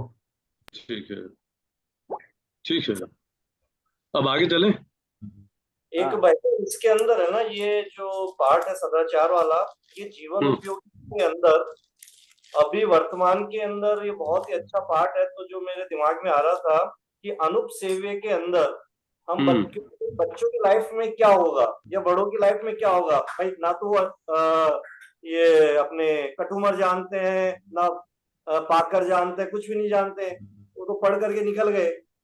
उनकी जो लाइफ है कि भाई वो उनके घर वाले जैसे होटल्स में जाते हैं खाना खाने, बाहर के आइसक्रीम खाते हैं, तो एक जीवन उपयोगी के अंदर ले अनुपसेव्य क्या है? होटल का वो खाना कब का बना हुआ है, आपको उसको खाने से फूड पॉइजन हो जाएगा। तो ये उनकी एक लाइफ के अंदर एक प्रैक्टिकल जब जाएगा तो कुछ अच्छा लगेगा। इस तरह की इस पार्ट के माध्यम से करंट लाइफ को बता सकते हैं बच्चों के लिए। हमारा जोर यहाँ पर हमारे स्वास्थ्य की रक्षा के हिसाब से त्याग करने का नहीं है। हमारा जोर जीव हिंसा नहीं हो उससे के हिसाब से त्याग करने का ज्यादा है। ये उदाहरण में तो भाई साहब चारों प्रकार के अभक्ष का दोष बताया जा सकता है बाजार के भोजन में। सभी तरह त्रस्ताट भी हो सकता है, नशाकारक भी हो सकता है, अनुपसेव्य भी हो सकता है और अनिष्टकारक भी हो सकता है। चारों बताए जा सकते हैं। और ये जो भाई साहब ने अभी लिया वो तो अनुपसेव्य की जगह अनिष्ट हो जाएगा। अनुपसेव्य तो वो अनिष्टकारक है। वो ऐसा भी है कि उसी के जूठे हाथ उसमें डाल देते हैं, अनुपसेव्य में भी उसको क्योंकि उसके बर्तन पसीना इत्यादि भी उसी में बनाते वक्त पसीना इत्यादि और भी चीजें हैं। कोई नाक भी साफ कर लेता है वही काम करते करते। तो इस तरीके से उसे बता सकते हैं। उत्तम पुरुष बुरा समझे, जिसको उत्तम पुरुष बुरा समझे, वो तो है ही। इतना कठिन नहीं उसे एक्सप्लेन करना, वो मतलब बहुत सहज ही है। ठीक है, अगला कौन पढ़ाएगा?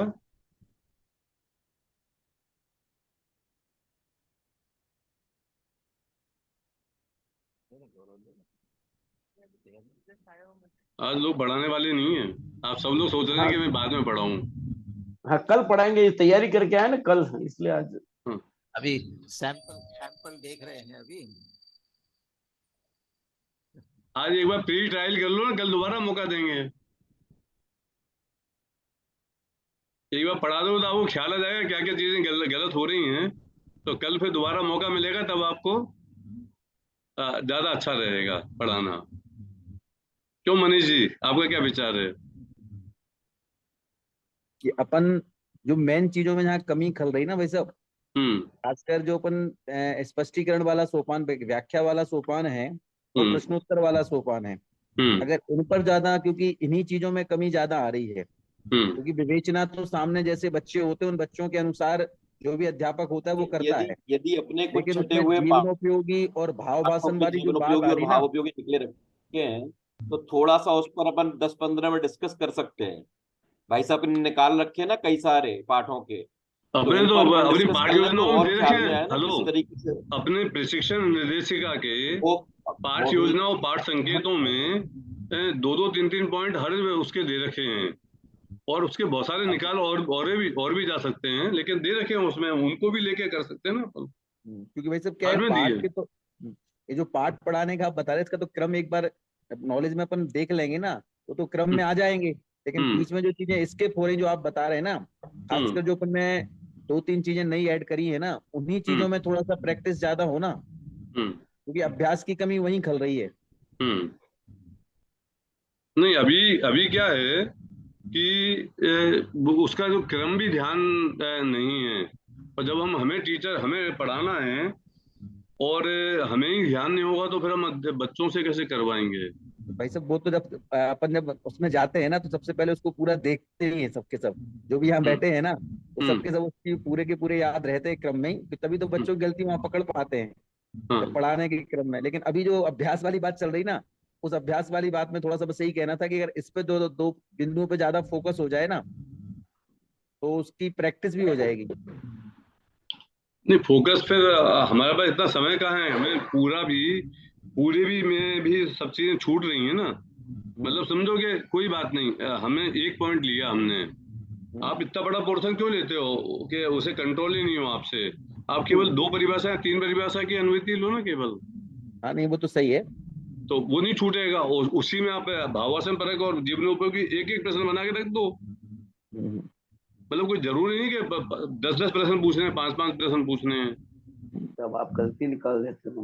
वैसे वो तो क्या है, जैसे अब आज अपन चर्चा कर रहे हैं ना, अब पूरी तैयारी हो तो भाव भाषण भी लिखित में अपने पास हेलो, ये बात तो गलत इसलिए है, वास्तव में तो है ना, किसी को ना नहीं करना चाहिए, क्योंकि हमने 1 महीने पहले बोल दिया कि सबको एक पाठ अपनी मर्जी का तैयार करके लेके आना है और पढ़ाना है। तो अभी ये हम गलत मौका दे रहे हैं आपको, हम ये पूछ करके कि आप पढ़ाओ। हमें बस सिंपली है कि भाई जितेंद्र जी पढ़ाना है आपको, खत्म बात है। 1 महीने हम क्या कर रहे थे? 1 महीने में हमने पूरी प्रशिक्षण निर्देशिका दे रखी है, उसमें सब पाठों में भावासन परक जीवनोपयोगी दे रखे हैं। आपको 1 महीने पहले बता दिया कि कोई एक पाठ पढ़ाना, उसकी एक अनुमति पढ़ानी और सारे सोपान लगाने हैं। अब ये क्या प्रश्न है कि साहब आप मैं नहीं पढ़ाऊंगा, कल पढ़ाऊंगा? क्यों पढ़ाऊंगा कल? अब ये अभी आपको यदि 2-3 दिन में यदि कॉन्फिडेंस नहीं है तो वहां पे उनकी क्या गलती निकालेंगे हम स्टूडेंट्स की? ये सारी समस्याएं क्यों हो रही हैं पता है आपको? इसलिए क्योंकि हम मेथोडिकली नहीं चलते हैं, बस इसलिए केवल। यदि आप ये जो हमारा चार्ट है इसको फॉलो करो तो आपकी गलती निकालने में भी कोई गलती नहीं होगी, क्योंकि जब हमें लिखना पड़ता है, आप देखिए मैं कितना सिस्टमेटिकली करता हूँ, गलती क्यों निकलती है सारी। देखिए ये एक चार्ट है, इसमें राइट और रॉन्ग लगा रहा हूँ। इसमें मैंने ये हर चीज को प्रोडक्ट डेवलप करना पड़ता है। इसमें मैंने सुबह के जो सेशन हुआ दोपहर का, उससे शिक्षा लेकर के इसमें पॉइंट के नंबर डाल दिए 1 से 26 तक। दिख रहे हैं आपको? देखिए इसमें 1 से 26 तक नंबर डाले हैं, ये यहाँ पे। अब मैंने क्या किया कि जो गलतियां राइट रॉन्ग किया, आपने गलती किया। अब कुछ चीजें ऐसी होती हैं जो राइट रॉन्ग से नहीं चलती हैं अकेली, वो गलतियों को हमें लिखना पड़ता है।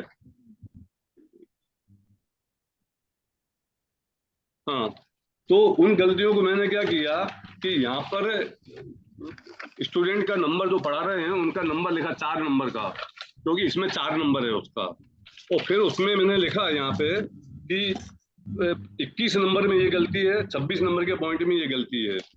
और जब मैं गलती आपको बता रहा हूँ तो इसमें 21 और 26 नंबर देख करके और पढ़ के बोल रहा हूँ कि ये गलती क्यों है आपकी। तो आप ये सारा नाटक आप उनके सामने कर सकते हो ना। उधर आप बैठे काहे के लिए हैं? इसीलिए कि उसकी गलती को देखना है और सही उनकी गलती को पकड़ करके माइंडली उसको करेक्ट करवाना है। लेकिन इतनी मेहनत करनी पड़ती है उसके लिए मेथोडिकली चलना पड़ता है सिस्टम से। और जब हम ये देते हैं तो जैसा मैंने सुबह कहा था, मनीष जी आप नहीं थे, कि हम ये चार्ट देते हैं तो ऐसे कैसे क्लीन हमारे पास आप जमा करा देते हो वापस, कि खराब नहीं हो। तो भाई साहब हम आपका ध्यान रख रहे हैं, स्टेशनरी बर्बाद नहीं कर रहे हैं, आपको वापस दे रहे हैं। लेकिन हमको ये वापस नहीं चाहिए, ये पूरा भरा हुआ गुदा हुआ वापस चाहिए हमको। अभी मैंने सबकी मार्किंग भी कर दी है इसमें, जिन जिन के होते जा रहे हैं नंबर। क्यों कर पा रहा हूँ? क्योंकि बहुत इजी है। राइट रॉन्ग किया, आधा राइट किया, ये आधा काम है तो आधा हाफ कर दिया, पूरा गलत है तो पूरा क्रॉस कर दिया, ये एक क्रॉस कर दिए, दो क्रॉस कर दिए, अलग से मुद्दे हैं तो ये स्टूडेंट का नंबर लिख दिया यहाँ पे। इस नंबर के बाद में उसके कौन से पॉइंट पे गलती की है वो लिख दिया, उसका डिटेल लिख दी वहां पे, इसलिए वो नीति छूटती है। लेकिन हम क्या है, इतना कंसंट्रेशन करने में दिमाग लगता है, दिमाग खर्च हो जाता है हमारा, और वो हम खर्चा करना नहीं चाहते,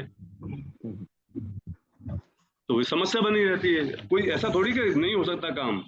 यदि मैं भी याददाश्त के भरोसे करूंगा तो गारंटी से 10 चीजें मैं भूलूंगा, उनको कंट्रोल कर ही नहीं सकता। क्योंकि 26 पॉइंटों को और 10 स्टूडेंट को हमें पढ़वाना है एक दिन में, आपको बोलना नहीं है। हमने ये निर्देश दिया है कि यदि आप 2 घंटे की कक्षा में 5 मिनट बोलते हो तो आप सबसे अच्छे अध्यापक हो, यदि 10 मिनट बोलते हो तो आप सेकंड ग्रेड के अध्यापक हो, यदि 15 मिनट बोलते हो तो 3rd ग्रेड के अध्यापक हो।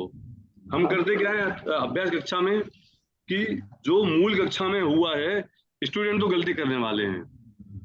जब हम अध्यापक ही कर रहे हैं तो स्टूडेंट तो करने वाले हैं गलती। तो स्टूडेंट गलती करता है एक बार एक प्रश्न पे, तो हम 1 घंटे का पूरा लेक्चर तो सुबह के समय कक्षा में पढ़ाया गया है कि शाम को पढ़ाया गया पूरा लेक्चर मार देते हैं उसको, 1 घंटा पूरा हम बोलते हैं फिर, और उसको प्रैक्टिस का ही मौका नहीं मिलता। अब आपको बोलने से काम नहीं होगा, उसको आपको प्रैक्टिस ही करानी है केवल। उसने गलती की, एक आध वाक्य में हमने उसको क्लैरिफाई किया और दूसरे को खड़ा कर दिया और दूसरे से करवाया, फिर उसकी गलती निकलवाई और नीचे जो गलती निकालते हैं उनकी गलती निकाली, सही निकाली कि गलत निकाली। जब आप इतना करोगे तो आपका काम पूरा हो जाता है, वो भी से ट्रेंड हो जाता है पूरा। सही बात। लेकिन वो हम नहीं करना चाहते हैं मेहनत। अभी आप देखो, ये खोल के बैठा हूं मैं इधर, ये मेरी जो किताब है जो जिसमें सारे मैंने जीवनोपयोगी वगैरह सब लिख रखे हैं डिटेल में, वो पूरी 200 पेज की किताब, इसका प्रिंट आउट लेके बैठा हूँ, सारे भाग लेके बैठा हूँ, प्रशिक्षण निर्देश का लेके बैठा हूँ। अब आपके पास बताओ किसके पास क्या क्या है, निकाल के दिखा के बताओ मेरे को। तो हम वर्किंग करेंगे तो जब हम करते हैं, अच्छा एक एक पार्ट देखो मेरा, अभी जैसे इन्होंने पढ़ाया, कौन सा पार्ट पढ़ाया था सदाचार का, तो इसमें कितने प्रश्न बनते हैं? बाकी सब में तो मेरे लिखे ही रहते हैं लेकिन इसमें नहीं थे, तो मैंने इनके आदर्श भाषण के करते करते मैं लिख दिए सारे के कितने प्रश्न बनते हैं इसमें से। ये देखिए निशान लगा रखे हैं सारे इस पे, 1 नंबर 2 नंबर 3 नंबर 4 नंबर, इनकी अनुविधि में 10 क्वेश्चन बनते थे इसमें। अब आपने 9 क्वेश्चन बनाया तो 1 क्वेश्चन छोड़ा आपने। ये भी एक आर्ट है कि जो विषय आपने पढ़ाया है उसमें से ज्यादा प्रश्न आप निकालो, ताकि ज्यादा से ज्यादा क्लैरिटी आ जाएगी स्टूडेंट को, क्योंकि आपने उसको चैनलाइज कर दिया, आपने उसको पॉइंट में कन्वर्ट कर दिया। ये तो वो है ना, डिटेल है ना, वर्णनात्मक है ना, आपने उसे पॉइंट में कन्वर्ट कर दिया। अब ये जो सदाचार वाला पार्ट के पहले 10 क्वेश्चन है कि आज तो चौराहे पे आलू की चाट खाएंगे, तो आलू की चाट खाने की चीज है कि नहीं, खाना चाहिए कि नहीं हमको, ये भी एक प्रश्न बनता है। ये भी एक प्रश्न बनता है कि भक्ष्य क्या है, अभक्ष्य क्या है, वो हम भूल जाते हैं। फिर इसके बाद में अभक्ष्य भक्षण मत करो, तो तुम्हारे हित की कहते हैं, क्योंकि अभक्ष्य भक्षण खाने से क्या नुकसान होता है कि खाने से, खाने के भाव से आत्मा का पतन होता है। तो ये एक प्रश्न बनता है। चौथा, 5वां प्रश्न बनता है कि कौन कौन से पदार्थ अभक्ष्य हैं। फिर 6ठा प्रश्न बनता है कि ये 5 अभक्ष्य कौन कौन से हैं। 7वां प्रश्न बनता है कि तरसघात किसे कहते हैं। 8वां प्रश्न बनता है कि तरसघात के जीव कौन कौन से हैं। 9वां प्रश्न बनता है कि बहुघात किसे कहते हैं। 10वां प्रश्न बनता है कि बहुघात के जीव कौन कौन से हैं, बहुघात में कौन कौन से जीव आते हैं, कौन क्या चीजें आती हैं, ये 10 प्रश्न बनते हैं। अब ये प्रश्न आप 10 प्रश्न आप क्यों नहीं निकाल सकते थे उसमें से? एक ही अनुमिति में से, एक पाठ में से हमें एक अनुमिति करनी थी, तो हमें क्या प्रॉब्लम है उसे निकालने में? तो इसीलिए मैं कह रहा हूँ इतनी बड़ी अनुमिति थी, उसके बाद भी हमें वो कम पड़ा, तो हम उसको आगे आगे करते गए, एक्सटेंड करते गए, उस पर जितना हमने पढ़ा ही नहीं उसको भी आगे एक्सप्लेन कर दिया। तो हमारे कंट्रोल में चीज होनी चाहिए ना सारी। ये प्रश्न आप अपने पास अलग से लिख के ला सकते हो। जब आप अपने प्रश्न बोधगम्य प्रश्न तो लिखा रहे हो तो लिखे हुए प्रश्न पढ़ के बोलो ना। आप तो जूम पर हो, सामने तो पढ़ के देख देख के बोलना नहीं है आपको। ये किताब आप हाथ में रख सकते हो, किताब आपके हाथ में, उसमें से पढ़ के बोल रहे हो आप, या इसमें ही प्रश्न लिख लो, आप बना लो इस पॉइंट पे क्या प्रश्न बन रहा है, वो प्रश्न लिखा हो, जवाब नीचे लिखा हुआ उसका, तो उसी पॉइंट वाइज आपने एक्सप्लेनेशन दिया, उसी पॉइंट के एग्जांपल्स दिए, उसी पॉइंट के हमने सारे सारे वो किया। लेकिन उसके लिए बुद्धि को व्यवस्थित करो, उस चीज में बनाओ, पूरा निकालो, वो मेहनत करो। तो मेहनत करोगे तो फिर बाद में हो सकता है आसान, कोई कठिन नहीं है, कोई गलती नहीं है, भावासन परक भी कठिन नहीं है, जीवनोपयोगी भी परक नहीं है। पहले से आपने तैयारी की हो तो कठिन कुछ नहीं है। अभी कभी आप मेरे को बोलो कि इस पाठ का निकाल के बोल दो कि अभी करो, तो मैं ही हिचकिचा जाऊंगा कि आता है कि नहीं। मैंने ही बनाए होंगे बहुत सारे प्रश्न, लेके सोचना तो पड़ेगा ना। ये जो पद्धति है, जो पहले पद्धति चलती थी, उस पद्धति में कुछ नहीं था। आपने जो प्रश्न आए उनको बोल दिया, आपने आधा समझाया, पूरा समझाया, समझाया नहीं समझाया, कुछ फर्क नहीं पड़ता था। जो समझाया था वही विचार विश्लेषण अच्छा हो गया। अब ये पूरा सिस्टम है, लगातार हमको स्टूडेंट को बिजी रखना है, तो बिजी उसकी क्यूरियोसिटी को बना के रखना है, और उसे मोबाइल नहीं देखने देना है। उसे आप 1 घंटे की क्लास में व्हाट्सएप देखने का मौका ही नहीं मिले उसे, इतना बिजी उसे रखना है। आजकल के बच्चों के पास डिस्ट्रैक्शन कितने सारे हैं, यदि आप उसे बिजी नहीं रखोगे तो वो डिस्ट्रैक्ट हो जाएगा, इधर उधर भागेगा। लेकिन वो मेहनत हम करना नहीं चाहते। नहीं करोगे तो कुछ नहीं कर सकता कोई भी, कुछ कितनी ट्रेनिंग दे लेंगे हम, कुछ नहीं हो सकता। आप एक एक मुद्दे को बना के लाओ, आपका आराम से वो पाठ हो। एक एनबीटी में आधा घंटा लगता है तो आधा लगता है, कोई तकलीफ नहीं है। और जब हमें कंट्रोल दिखेगा ना आपका, तो हम आदर्श वाचन नहीं कराएंगे, अनुकरण वाचन नहीं कराएंगे। आप वस्तुनिष्ठ प्रश्नोत्तर में परिभाषा बोलोगे पहले, फिर बाद में 4 सोपान लगाओगे, हम फटाफट से और अगला क्वेश्चन लेना शुरू करोगे, हम नेक्स्ट बोल देंगे। अब वो दिखता ही नहीं है होता हुआ, तो हमें कंटिन्यू कराना पड़ता है कि चलो ठीक चलने दो।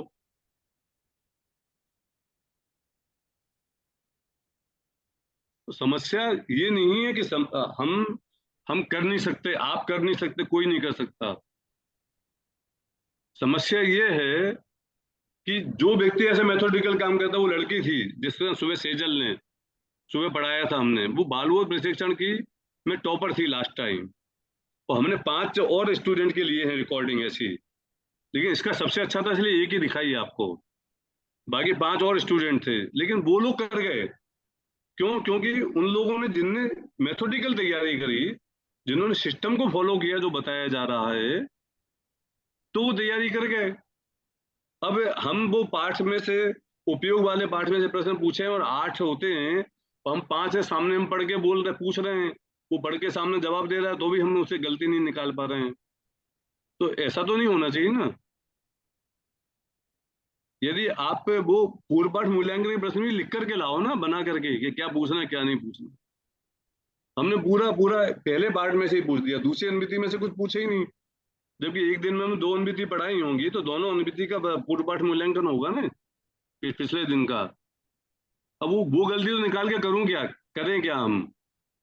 अभी तो हमारे सारे सोपान ही कंप्लीट हो रहे हैं, वही उसी में हम खैर मनाते हैं अच्छी है। वो गलती तो तब है कि जब वो सारे सोपान जो पूरी कर लेगा और ढंग से लगा देगा, तब हम उससे बोलेंगे कि भैया तुमने पूरी अनुमिति में से कवर करना चाहिए था आपको, तब हम उसकी वो गलती निकालेंगे। हमारा काम तो गलती निकालना है, तो वो गलती इतनी माइन्यूट निकालना शुरू कर देंगे तो अब भगी जाएंगे सब लोग, फिर कोई कल भी पढ़ाने को नहीं आएगा एक भी जना। जबकि होना ये चाहिए था कि अभी आज ही कॉन्फिडेंस इतना होना चाहिए कि हम सब पढ़ा सकते हैं, क्यों नहीं पढ़ा सकते। बालबोध पाठमाला है, विद्या विज्ञान है, हम कोई समाचार मुफ्त पे कैसे थोड़ी बोल रहे हैं। भाई साहब मैं लेना चाहूंगा पाठ। आप ले रहे हैं? हाँ लीजिए।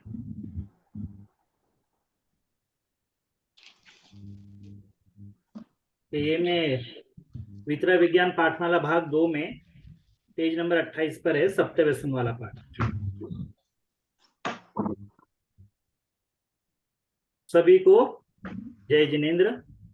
बच्चों, कल हमारा 3 लोग वाला पाठ पूरा हुआ था। उसमें हमने आपको गृह कार्य भी दिया था, आपको प्रश्नोत्तर याद करने के लिए भी दिए थे। आप सभी एक बार पुनश्च वे याद कर ले वे, मैं आपसे पूछूंगा। पाठ विद्या विज्ञान प्रवेशिका, प्रकरण सप्तव्यसन, दिनांक 5/5/2023। हाँ बच्चों, आपने कल के सारे प्रश्नोत्तर देख लिए होंगे। आप में से सबसे पहले ये बताइए कि 3 लोग यह पाठ कौन से आचार्य के कौन से ग्रंथ के आधार से लिखा गया है। हमारे नीलेश जी भाई साहब, आप बताएंगे। तत्वार सूत्र के आधार पर, आचार्य उमा स्वामी जी कृत तत्वार सूत्र के आधार पर लिया गया है। बहुत बढ़िया, बहुत सुंदर आपका जवाब है। 3 लोग कौन कौन से होते हैं? 3 लोग कौन कौन से होते हैं? संजय जी भाई साहब। ऊर्ध्वलोक, मध्यलोक और अधोलोक, ये 3 लोक। बहुत सुंदर, बहुत सुंदर। 3 लोक में, ऊर्ध्वलोक में, मध्यलोक में और अधोलोक में कौन कौन रहते हैं?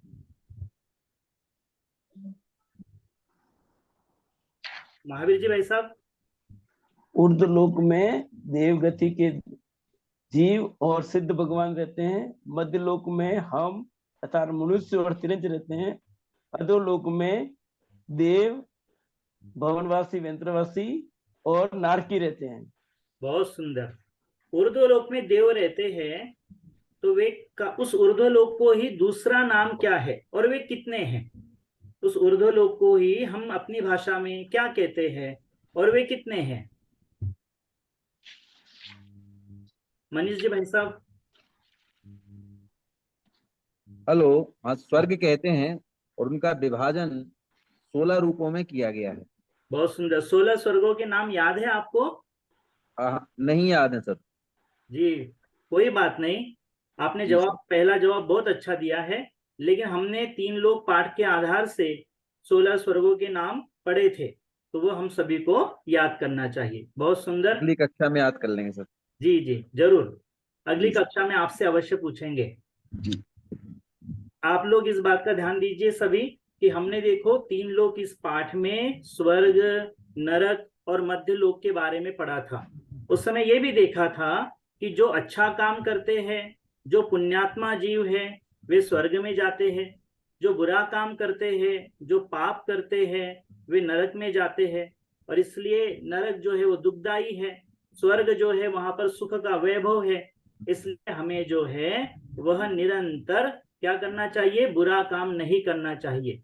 स्वर्ग की अभिलाषा तो करनी चाहिए, लेकिन स्वर्ग का सुख भी कैसा है? संसार में ही है। इसलिए हमें तो मोक्ष की अभिलाषा है, हमें मोक्ष जाना है। इसलिए स्वर्ग की भी इच्छा जो है हमें नहीं करना चाहिए। आप लोगों ने बहुत अच्छी तरह से पहला पाठ याद किया, बहुत सुंदर। अब आज हम यहाँ पर जो है सप्तव्यसन, क्योंकि हमने कल देखा था कि बुरा काम करेंगे तो हम कहाँ जाएंगे? नरक में जाएंगे। तो ऐसे कौन कौन से बुरे काम हैं कि जिसके कारण से हमें दुख उठाना पड़ सकता है, हम नरक में जा सकते हैं? तो उस पाठ के संबंध में या इन बातों के संबंध में आज हम सभी समझेंगे। आप सभी अपनी किताब विद्या विज्ञान पाठमाला भाग 2 पृष्ठ क्रमांक 28 सप्तव्यसन वाला पाठ निकाल लीजिए।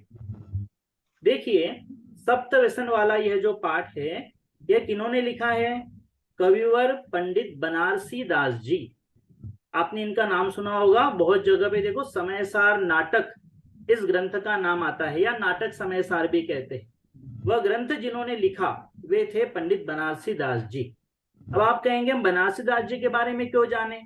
तो देखो, हम घूमने जाते हैं, अभी हम ग्वालियर आए हैं ना, तो हम सबके सब विचार क्या करेंगे कि हम कैसे जाना है, कौन सी ट्रेन से जाना है, वहां कहाँ रुकना है, तो ये सब बातें हम जान लेते हैं। ऐसे ही जो सप्तव्यसन वाला हम पाठ पढ़ रहे हैं, तो वो किन्होंने लिखा, क्यों लिखा, वो हमें क्यों समझना है, ये भी हम लोगों के लिए जानना आवश्यक है।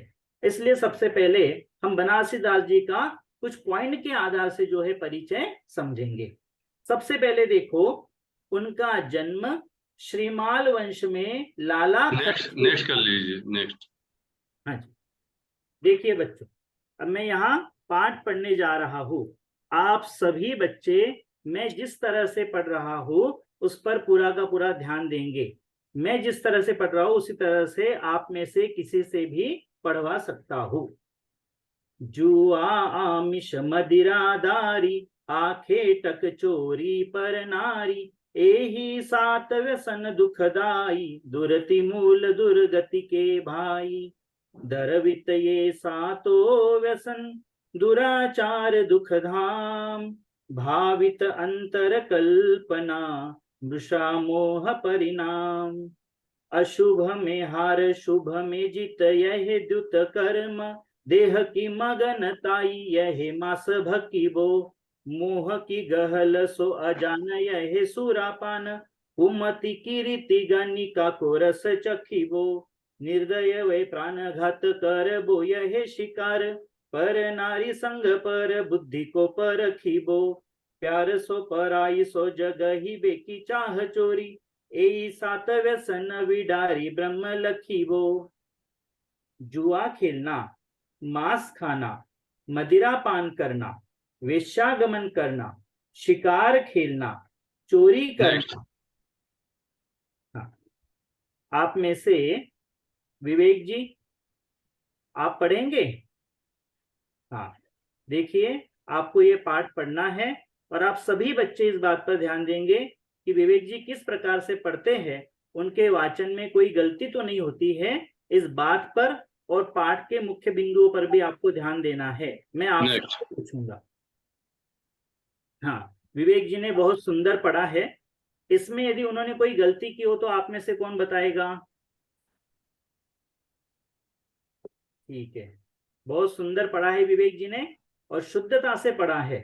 इनके वाचन पर सभी को ध्यान देना चाहिए और इसी तरह से पढ़ने का हम लोगों को प्रयत्न करना चाहिए। चलिए, अब इसमें जो पाठ पढ़ा है इसमें से आपको कौन कौन सी नई बातें या कौन कौन सी मुख्य बातें समझ में आती है, कोई बताएंगे आप में से? संतोष जी, विनीत जी, भाई साहब।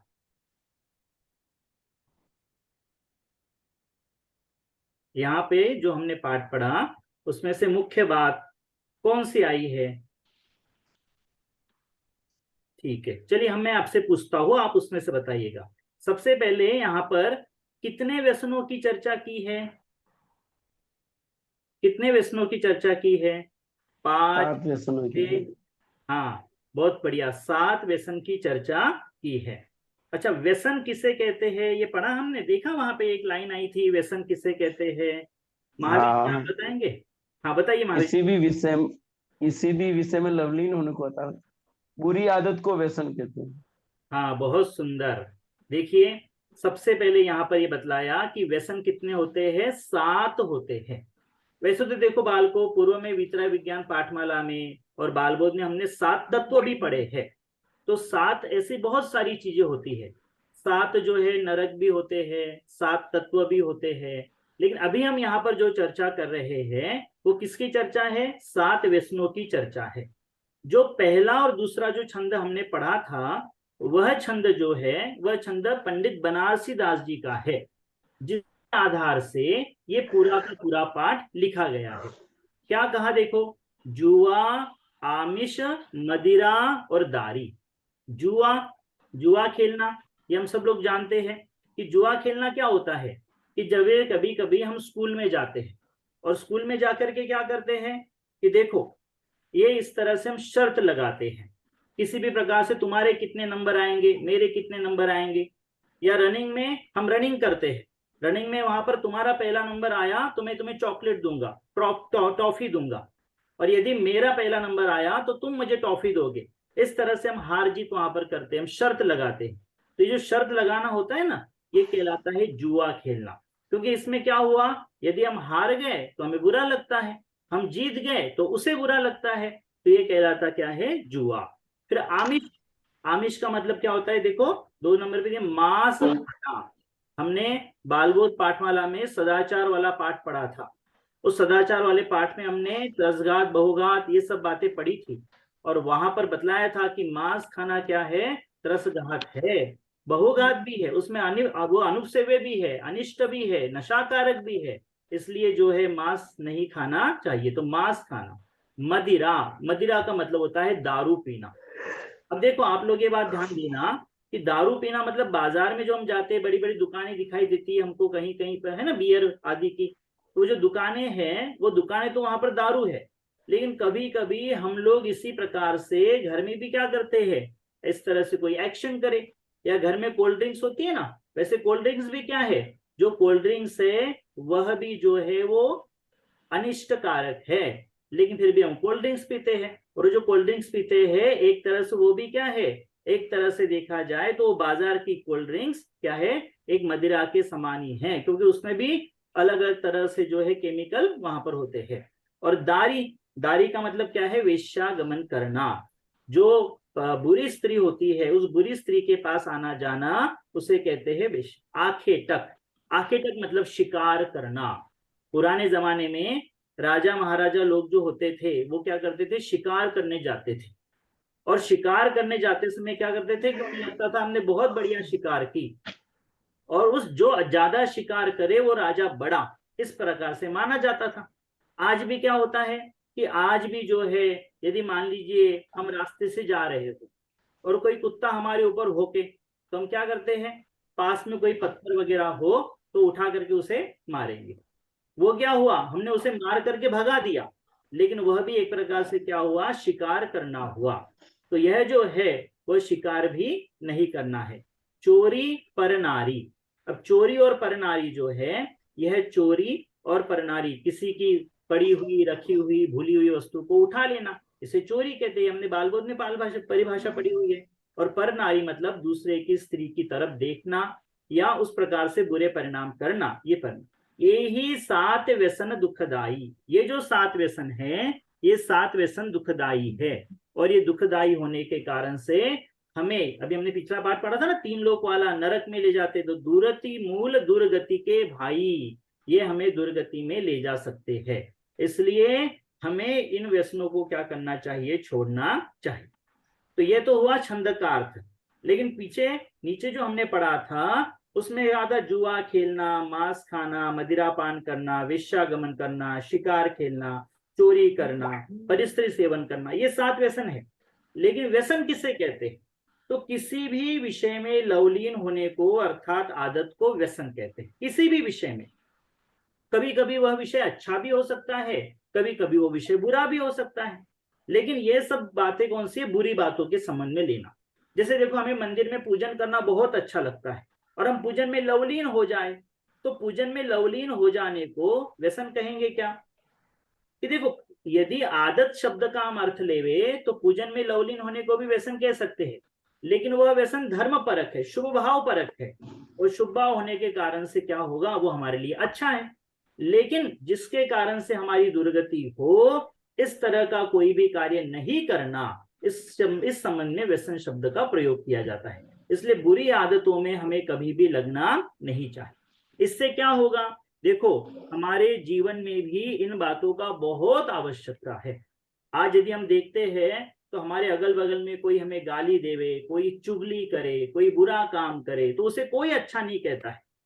और लेकिन जो अच्छी तरह से रहे, सबसे प्यार से विनय से बात करे, सबके साथ हिल मिल करके रहे, बुरा काम नहीं करे, तो उसे सब लोग अच्छा कहते हैं। ये सारे के सारे बुरे काम। आप लोग सोचो मान लीजिए आपको यदि पेंसिल मिल गई, आप स्कूल में रहते हैं ना, जाते हो, पेंसिल है, इरेजर है, यदि आपको मिला, आप क्या करेंगे? आप अपने कंपास में रख लेंगे, अपने बैग में रख लेंगे? नहीं, ये क्या है? चोरी है। और यदि ये रखते हुए हमें टीचर ने देख लिया या हमारे किसी मित्र ने देख लिया तो क्या होगा? वो हमें बुरा कहेगा, हमारे साथ दोस्ती नहीं करेगा, टीचर को हमारा नाम बताएगा, टीचर से हमको डांट मिलेगी। इसमें क्या हुआ कि इसमें जो है हमारा नाम, हमारा अपमान होता है, हमें अच्छा नहीं लगता है। इसलिए ये जो बुरे काम है, ये बुरे काम जो है कभी भी नहीं करना चाहिए। मान लीजिए हम हार जीत लगा करके, शर्त लगा करके, कोई मुझे टॉफी देगा, कोई मुझे इनाम देगा, ये लगा करके हमने रेस लगाई। अब रेस में मान लीजिए रेस में जोर से भागने लगे और अचानक हमारे साथ वाला जो है वो हमारा मित्र नीचे गिर गया। अब नीचे उसे जोर से चोट लग गई। अब हम क्या उसे टॉफी मांगेंगे? हम जो उसकी टॉफी नहीं मांगेंगे। इसलिए जो है हार जीत भी नहीं करना चाहिए। इसलिए देखो, जीवन में जो व्यक्ति अच्छी तरह से रहता है, इन सब बातों का पालन करता है, उसे भी जो है उसका भी क्या होता है? लाभ होता है। आगे देखिए, ये बतलाया था कि हार जीत पर दृष्टि रखते हुए रुपए, पैसे या किसी प्रकार के धन से कोई भी खेल खेलना या शर्त लगाकर कोई काम करना या दाव लगाकर अधिक लाभ की आशा या हानि का भय होना द्रव्य जुआ है। और आगे का, शुभ में जीत तथा अशुभ में हार मानना भाव जुआ है। इस भाव का त्याग ही सच्चा जुआ या त्याग कहलाता है। अब देखो यहाँ पे दो बातें आई, एक आई द्रव्य जुआ और दूसरी कौन सी आई? भाव जुआ। अब यहाँ पे ना हार जीत वाला तो हमने एग्जाम्पल आपको दे दिया। अब हम वहां पे रनिंग कर रहे हैं या पत्ते खेल रहे हो, कैट होता है कैट, बहुत से लोग टाइम पास करने के लिए क्या खेलते हैं? पत्ते खेलते हैं। और उन पत्तों में भी क्या करते हैं? पैसों की शर्त लगाते हैं। यहाँ पे जो लोकल ट्रेन चलती है ना मुंबई वगैरह के तरफ में, तो उनको 1-1 घंटे का सफर करना होता है। और वे लोग क्या करते हैं वहां पर कि वहां पर लोकल में पत्ते खेलते रहते हैं, वहां पे हार जीत से पैसे एक दूसरे को लेते रहते हैं। अब जो गरीब हो, उसके पास पैसा नहीं हो, उसे दुख होगा कि नहीं होगा? इसलिए कभी भी इस तरह का काम नहीं करना चाहिए। ये तो हुआ द्रव्य जुआ। लेकिन कभी कभी क्या होता है, फिर हमें अंदर में खुशी होती है और सामने वाले को दुख होता है। खुशी में हमें क्या लगता है कि मुझे बहुत अच्छा हुआ, और सामने वाले को दुख हुआ तो उसके पाप का उदय हुआ। तो यह भी क्या कहलाता है? भाव जुआ कहलाता है। इसलिए आप ये बात ध्यान देवे कि हमें कभी भी जो है जुआ नहीं खेलना चाहिए। और आगे क्या कहा देखो, मार कर या मरे हुए त्रस्जुओं का कलेवर खाने में आसक्त रहना एवं भक्षण करना द्रव्य मांस खाना है, उसे मांस व्यसन का। और देह में मगन रहना अर्थात शरीर के पुष्ट होने पर अपना हित एवं शरीर के दुबले होने पर अपना अहित मानना भाव मांस खाना है। ये हमने सदाचार वाले पाठ में भी पढ़ा था। यहाँ पर भी वही, किसी जीव को मारना। वैसे तो हम सभी कौन है? जैन है, और जिनागम में ये सभी की सभी बातें कैसी है? नहीं करना है। लेकिन यदि मान लीजिए जाने अनजाने में क्या हो जाता है, इस तरह से यदि कोई क्रिया हो, जैसे मान लो अचार होता है, अचार, और अचार हम खाते हैं। आप लोगों ने वो कविता भी सुनी होगी, पापा गए थे बाजार वहां से लाए अचार। कितने कितने दिनों का अचार होता है, वो त्रसगात है, बहुगात है। अब वहां पर क्या हुआ? मरे हुए जीव उसमें है, अब वो हमने खाए तो ये क्या हुआ? ये द्रव्य मांस खाना हुआ। और देह में मगन रहना अर्थात शरीर के पुष्ट होने, देह मतलब मैं कैसे दिखता हूँ, मुझे पाउडर लगा लेना चाहिए, मुझे लिपस्टिक लगा लेना चाहिए, है ना, मैं बहुत सुंदर दिखना चाहिए, इसलिए मैं क्या करता हूँ? अपने देह की पुष्टि करता हूँ। तो यह जो सारा का सारा है, ये क्या कहलाता है? ये भाव बदल दिया मैंने, ये भाव मांस खाना कहलाता है। जितेंद्र जी के अलावा बाकी सभी म्यूट कर दे अपने को। जितेंद्र जी के अलावा बाकी सभी म्यूट कर दे। जितेंद्र जी के अलावा सब बहुत लोगों की आवाज आ रही है, अपने आप को म्यूट कर लीजिए।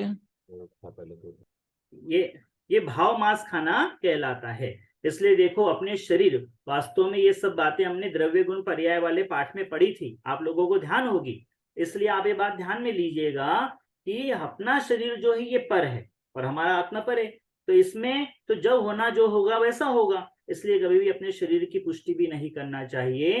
ये भाव मांस खाना कहलाता है। इसलिए हमें कभी भी द्रव्य जुआ हो चाहे भाव मांस भक्षण हो, कोई भी व्यसन नहीं करना चाहिए।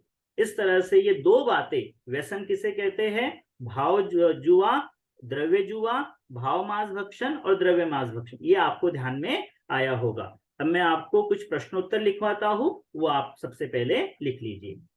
अपनी अपनी सभी नोटबुक निकालिए और उसके ऊपर हेडिंग देना है सप्त व्यसन। ठीक है, प्रश्न पहला, व्यसन कितने होते हैं? व्यसन 7 होते हैं।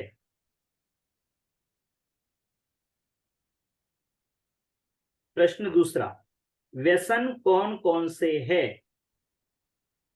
व्यसन जल्दी कौन जल्दी कौन बोल से? दीजिए जितेंद्र जी, जल्दी जल्दी बोल दीजिए। जुआ खेलना, मांस खाना, मदिरापान करना, वेश्यागमन करना, शिकार खेलना, चोरी करना, परस्त्री सेवन करना, ये व्यसन होते हैं। व्यसन किसे कहते हैं?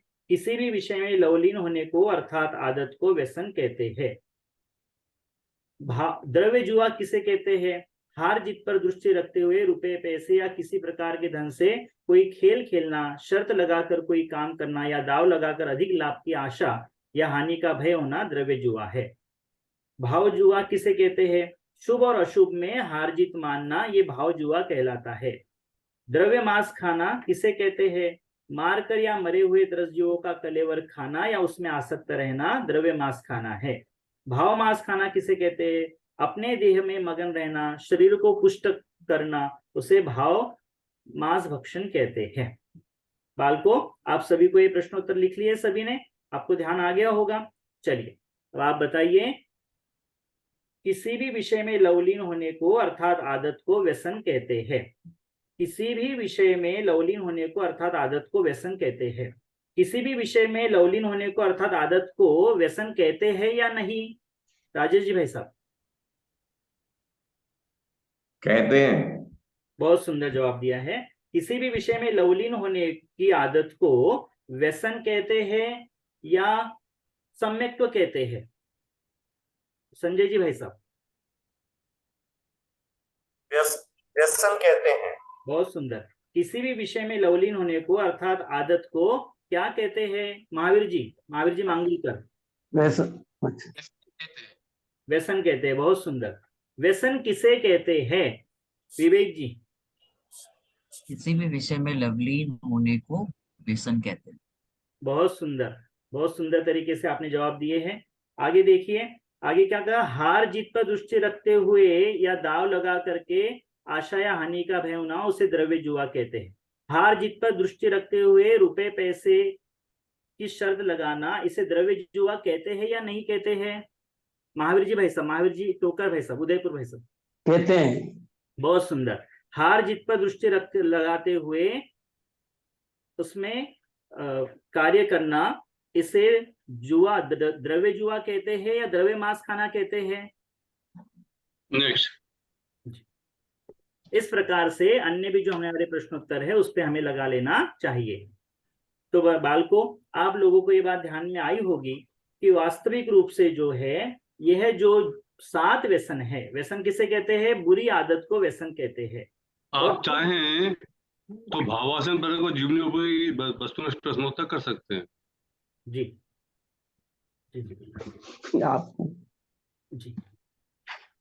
आप लोग ये बताइए कि हमारे जीवन में, जब हमने अभी पढ़ा है कि हमें जो है वो कोई भी बुरा कार्य नहीं करना चाहिए, तो बताइए हमारे जीवन में जुआ खेलना ये अच्छा है या नहीं?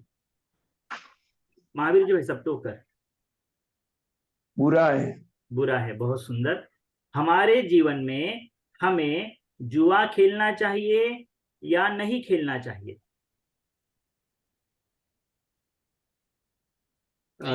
मनीष जी भाई साहब। खेलना चाहिए। नहीं खेलना चाहिए। बहुत सुंदर। हमारे जीवन में हमें व्यसन करना चाहिए कि नहीं करना चाहिए? विवेक जी।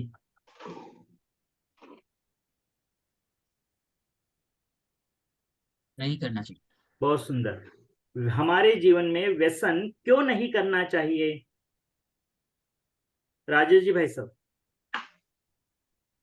क्योंकि यह बुरी आदत है और इससे पाप बंधक होता है। बहुत सुंदर। यह बुरी आदत है और इससे पाप बंद होता है, इसलिए हमें नहीं करना चाहिए। देखो, आप सभी ने जवाब दिए हैं कि जो बुरी बात है वो हमारे जीवन में पाप बंद कराती है और ये हमें कभी नहीं करना चाहिए। इससे क्या होता है? लोक में भी हमारा नाम बदनाम होता है। इसलिए कभी भी जो है हमें अच्छा ही कार्य करना चाहिए बुरे कामों की तरफ, और जिससे हमें पाप बंद हो, जिससे हमें दुख लगे, ऐसा कोई भी कार्य हमें नहीं करना चाहिए। तो बालकों, आज हमने ये देखा कि ये सप्तव्यसन वाला पाठ पंडित बनारसी दास जी के नाटक समय सार इस ग्रंथ के आधार से लिखा गया है।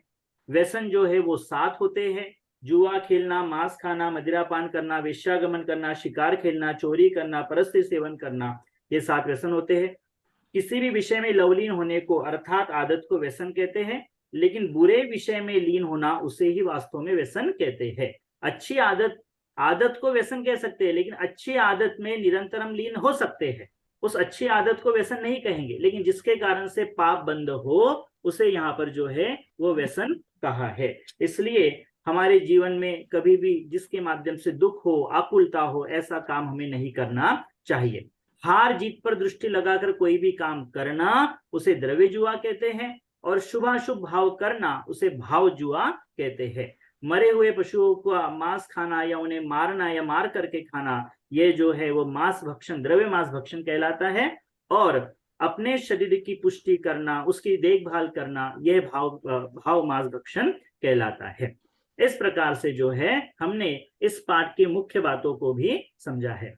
अब आप लोग ये बात ध्यान में लेंगे कि कल आप लोगों को इस प्रश्नोत्तरों को याद करना भी है, अच्छी तरह से देखना भी है, और जो हम कल अगला पाठ लेने वाले हैं उस अगले पाठ को भी आपको पढ़ करके आना है। उसमें से जो महत्वपूर्ण बिंदु है, जो महत्वपूर्ण प्रश्नोत्तर है, ये भी आपको ढूंढना है।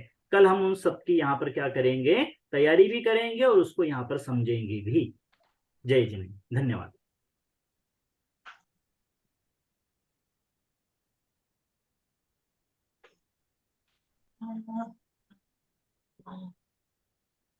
बोलिए साहब, किशोर जी बोलिए, क्या क्या गलतियां थी?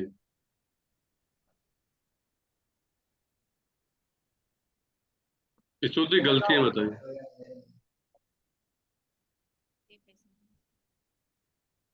विवेक जी आप बताइए गलतियां। तो मुझे तो इनका ओवरऑल सारे पूर्व पाठ मूल्यांकन जो किया था, वैसे आरंभ में एक वाक्य कह दूं कि जितेंद्र ने बहुत बढ़िया पढ़ाया है, और अभी तुरंत की मैंने यहीं तैयार करके इतने अच्छे सोपान लगाना। अभी जो आरंभ में सबसे पहले पूर्व पाठ मूल्यांकन जो किया था वो पूरे पाठ से होना चाहिए था, है ना। उसमें से बिल्कुल आरंभ के 2 या 3 प्रश्नों में से हो सका, और बाकी अधिकतर सभी सोपानों में जितने जितने बिंदु होते हैं उन सारे बिंदुओं को लगाया। और जो वहां आपने टोक ही दिया था कि यहाँ वस्तुनिष्ठ में भावासन भी कीजिए और ये कीजिए वहां, तो उन्होंने फिर प्रयास किया भी, लेकिन वो ऐसा लगा जैसे पारिभाषिक कोई कर दिया हो उन्होंने, वो भावासन और जिनोपयोगी जैसा नहीं लग सका। दूसरा ये यहाँ जो आरंभ में जो जुआ के विषय में बता रहे थे, उसके पहले पैराग्राफ में जो बहुत अच्छी बातें आई थी वो भी आप अगर उसमें लेते, जैसे जो जीवों में प्रमुख रूप से आकुलता पैदा करते हैं, और माने ये जो व्यसनों के विषय में कह रहे हैं, और दुराचारी बनाते हैं, यहीं से वो भावासन भी हो जाता है और जीवन उपयोगी भी इसमें से निकल के आ जाता। अगर इस बात को स्पष्ट करते, है ना। और फिर इसके बाद विशेष राग द्वेष और आकुलता उत्पन्न, क्योंकि कुछ चीजें इसमें सामान्यता परिभाषित तो है ही है, पर ये चीजें ऐसी थी जिनसे भाववासन परक बन सकता था। और फिर ये जुआ में जो भाव वाला पक्ष है ना, माने अपन को हमें आरंभ में ही बता देना चाहिए कि इन 7 ही व्यसनों के 2 भेद हैं। एक द्रव्य कहलाता है, एक भाव। फिर द्रव्य क्यों कहलाता है, भाव क्यों कहलाता है। फिर द्रव्य जुआ के बाद जो भाव जुआ की परिभाषा थी वो बिल्कुल ही रह गई, आप जल्दी से फिर मांस खाने वाले पे आ गए। तो वहां आप भाव वाला स्पष्ट करते तो वो आपको वहां शुभ और पुण्योदय समझाना पड़ता। बाकी ओवरऑल वास्तव में बहुत बढ़िया आपने पाठ सारे सोपानों को लेकर आप आगे बढ़े। अंत में गृह कार्य के टाइम तक तो भाई साहब ने कह ही दिया कि बस हो गया। वैसा वास्तव में आपने जो अभी बताया है वो बात आपकी मैं एक्सेप्ट करता हूँ, क्योंकि वो मेरे ध्यान में आ गई थी, इसलिए सारांश कथन में मैंने आकुलता और जो है ना ये सब बातों का शब्दशः प्रयोग किया था, क्योंकि अभी उसमें बहुत बढ़िया जीवनोपयोगी भाव पर कहा जाता कि कैसे इनसे कैसे आकुलता होती है, हमारा जीवन कैसे होता है, रास्ते में पड़े हुए जुए वालों को हम देखते हैं, मांस वाले को देखते हैं, इस तरीके से। और कोई बोलना?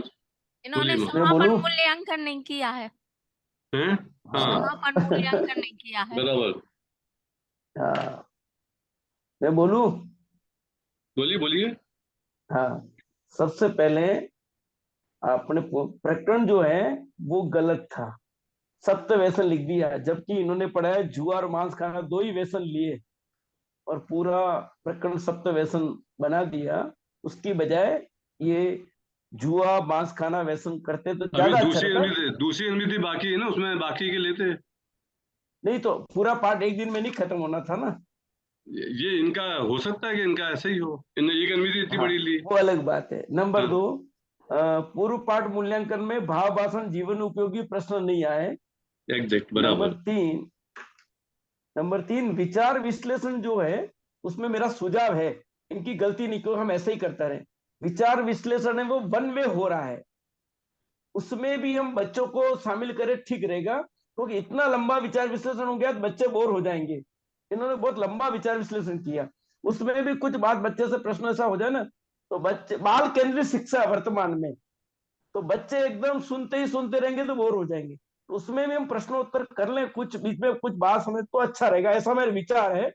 अभी तक हम सब लोग विचार मन में ही चला रहे हैं, पर मेरा इसमें विचार किसमें ऐड कर ले, विचार विश्लेषण में बाल को शामिल कर ले तो ज्यादा अच्छा रहेगा, ये सुझाव के रूप में है। दूसरा, नीले जी ने बता ही दिया, निश्चय व्यसन की परिभाषा छूट गई, न प्रश्नोत्तर बोधगम्य में आया, न वस्तुनिष्ठ में आया, न कोई व्याख्या कर पाए, और उन्होंने खुद ने भी सेल्फ स्वीकार कर लिया वो तो। उसके बाद अंतिम में समापन मूल्यांकन की बात कह दी है। जीवन उपयोगी प्रश्न और भाव भाषण के प्रश्न आपने कहा कि अब करो, उसमें किए तो सही, पर भाव भाषण के प्रश्न जैसे आने चाहिए, बहुत इजी वे में अच्छे प्रश्न आ सकते थे, वो इन्होंने, जैसे एक उदाहरण के लिए मैं भाव भाषण का प्रश्न बना के बताता हूँ, कहो तो बता दूं? बताओ। हाँ, कि जैसे सप्तव्यसन में जुआ खेलने में, एक क्रिकेट का मैच आजकल बहुत चलता है बच्चों, आपको पता है, उसमें कई लोग शर्त लगाते हैं, इतना ये भारत जीत गया इतने रुपए तुम्हारे, तो ये कौन से व्यसन में आएगा? तो बच्चे बता देंगे ये जुआ व्यसन है, क्योंकि उसमें हमने परिभाषा बताया, तो उसकी समझ में आया कि नहीं, भाव भाषण अच्छी तरह से आ जाएगा। इस प्रकार के बहुत सारे बिंदु हो सकते हैं, और भी कहेंगे, इसलिए मैं अपनी बात को विराम देता हूं, ताकि और लोगों को भी बोलने का मौका मिले। भाई साहब एक बात मैं भी कहना चाहता हूँ। हेलो। हाँ बोलिए। हाँ भाई साहब, मैं ये कह रहा हूँ कि जो महावीर जी भाई साहब ने कहा कि संवाद हो, तो मेरे ख्याल से उसने प्रयास किया था जितेंद्र ने भाई साहब। शुरुआत में जब पाठ पढ़ाया था तो उसके बाद उसने जो बिंदु कहे थे कि आप लोगों को कौन कौन से बिंदु समझ में आए, तो किसी ने उत्तर नहीं दिया था, और उसने स्वयं तो चल वो करके गलती निकाली भी नहीं किसी ने। हाँ, वो गलती किसी वो ने संवाद निकाली। शैली का प्रयोग नहीं, मैं ये कह मूल्यांकन रहा हूँ संवाद ने शैली का किया था। प्रयोग हुआ है। उसे और अच्छी तरह किया जा सकता था, लेकिन नहीं, उन्होंने किया था, उसको टच किया था, किसी ने जवाब नहीं दिया, तो उन्होंने संवाद करके एक प्रश्न पूछा। मैं कह रहा हूँ कि वो वन वे होगा तो वहां वन वे ही रहेगा, अगर छात्र उत्तर वो देते तो वन वो वे टू वे रहेगा। हो सकता था। हाँ, अरे दूसरा वहां सबसे नहीं कहा जैसे मैंने। इसमें सबसे इम्पोर्टेंट बात यह है कि जो विचार स्पष्टीकरण है, स्पष्टीकरण में सबसे ज्यादा महत्वपूर्ण मुद्दा इसमें निश्चय वाला था। निश्चय मतलब भाव जुआ और भाव मांस खाना और भाव व्यसन की परिभाषा, ये सबसे ज्यादा इंपॉर्टेंट थी। इसमें सबसे ज्यादा एलोबरेशन होना चाहिए था। जैसे हम भावासन पर कैसे प्रश्न पूछे, भाव जुआ पूछना है कि मैंने एक शेयर खरीदा और मैंने उस पर लगाया कि मैं 100 रुपए में खरीदा हूँ, 200 रुपये हो जाएगा कल तक या 3 दिन में, और वो 200 रुपये हो गया तो मैं बहुत खुश हो रहा हूँ, तो ये कौन सा व्यसन है?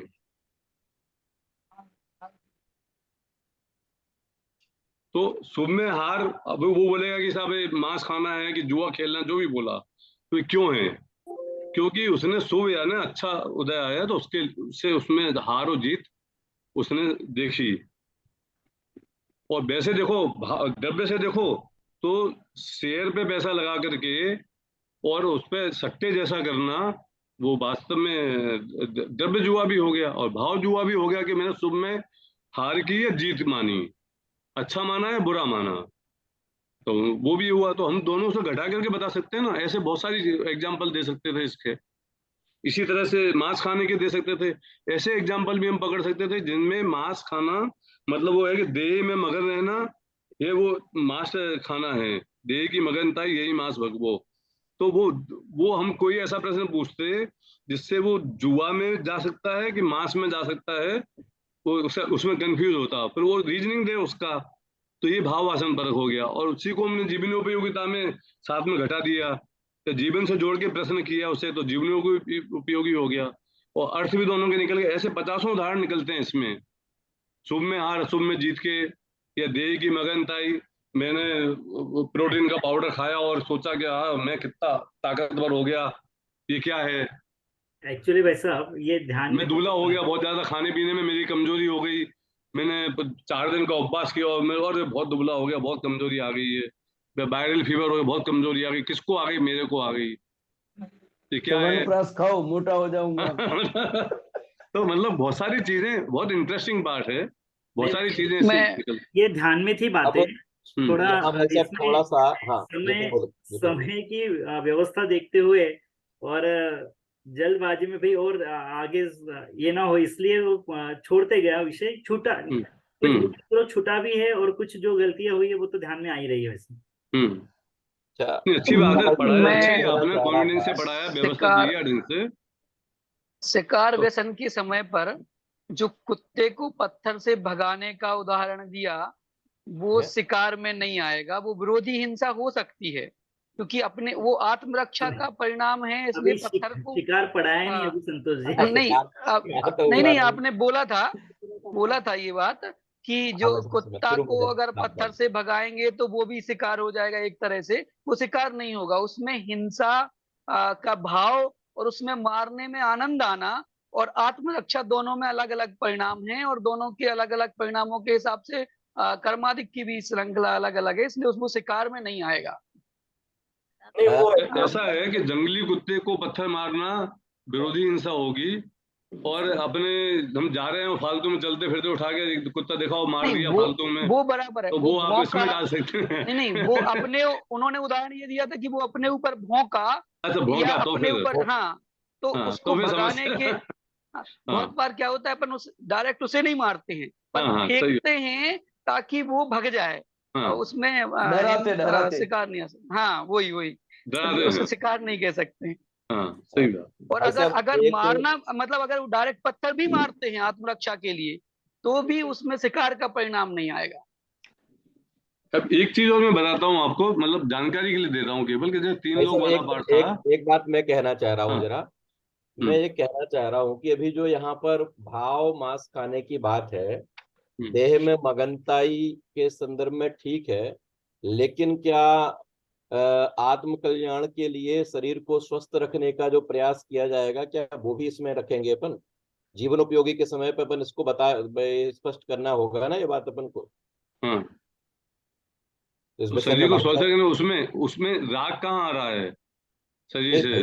भाई मैं कह रहा हूँ इस बात के स्पष्टीकरण में जब हम लेंगे, क्योंकि बहुत सारे बच्चे क्रॉस क्वेश्चन उस समय पे जरूर पूछेंगे इस बार ऐसा कि भाई अगर हम स्वस्थ रहने के लिए योगा आदि करते हैं और उस योगा के बाद अपने वर्तमान में तो खूब चल रहा है, वो जरूरी भी है। देखो इसमें जो पहले अपन ने व्यसन की भाव व्यसन की परिभाषा पढ़ाई है ना, राग द्वेष और आकुलता उत्पन्न करने वाली काम, तो जब हम अपने शरीर को साधारण स्वस्थ रखने के लिए सामान्य जो स्वास्थ्य का ध्यान रखते हैं वो राग द्वेष उत्पन्न करने वाले आकुलता उत्पन्न करने वाला नहीं होता है, इसलिए वो व्यसन में नहीं आ रहे।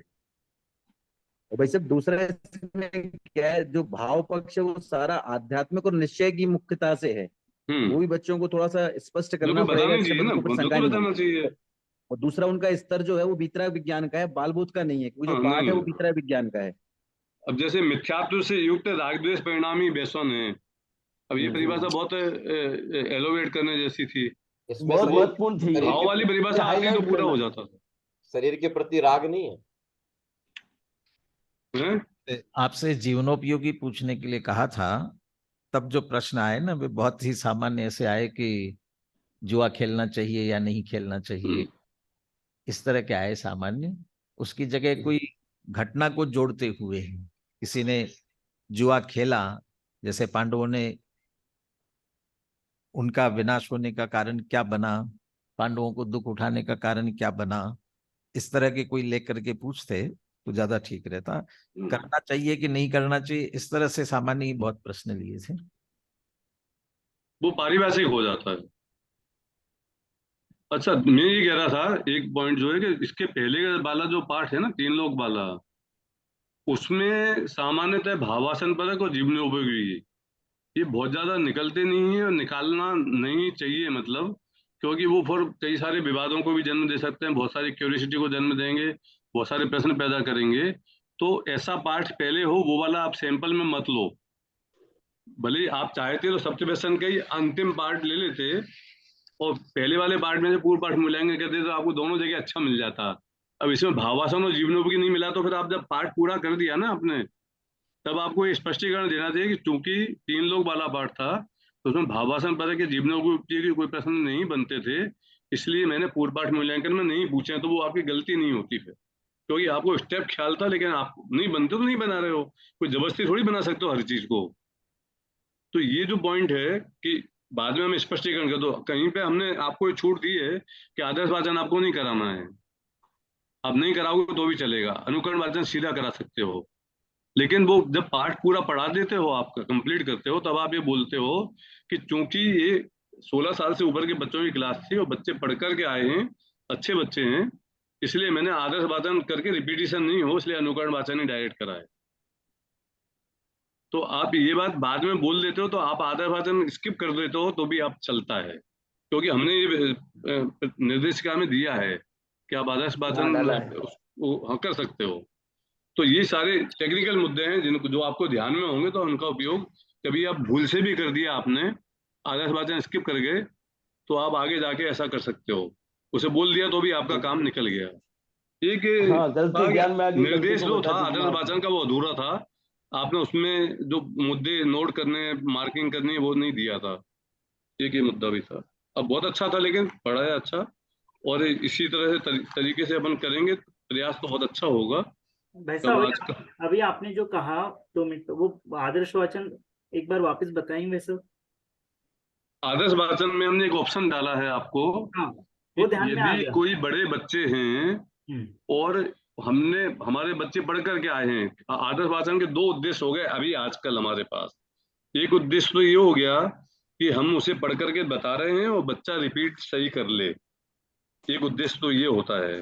दूसरा उद्देश्य ये है कि हम पढ़ रहे हैं, इतनी देर में घर पर से जो बच्चे नोट करके नहीं लाए ना पॉइंट्स, मुद्दे, वो सुन करके वहीं पे मार्किंग अंडरलाइन कर लेंगे कि ये मुद्दे निकले हैं इसमें से, ताकि आपको जब मूल्यांकन करोगे तो वो बता सकें।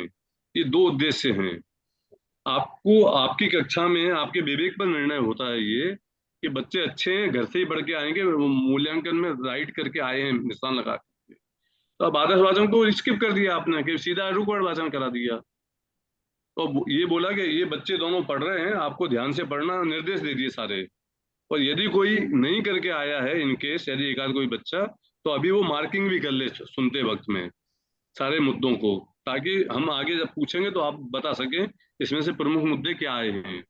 तो लेकिन ये आप करते हो यदि, तो पाठ पूरा करने के बाद आपको बताना है कि आपने ये क्यों छोड़ा है आदर्श वाचन को, तो आप सही हो, नहीं तो आप गलत हो।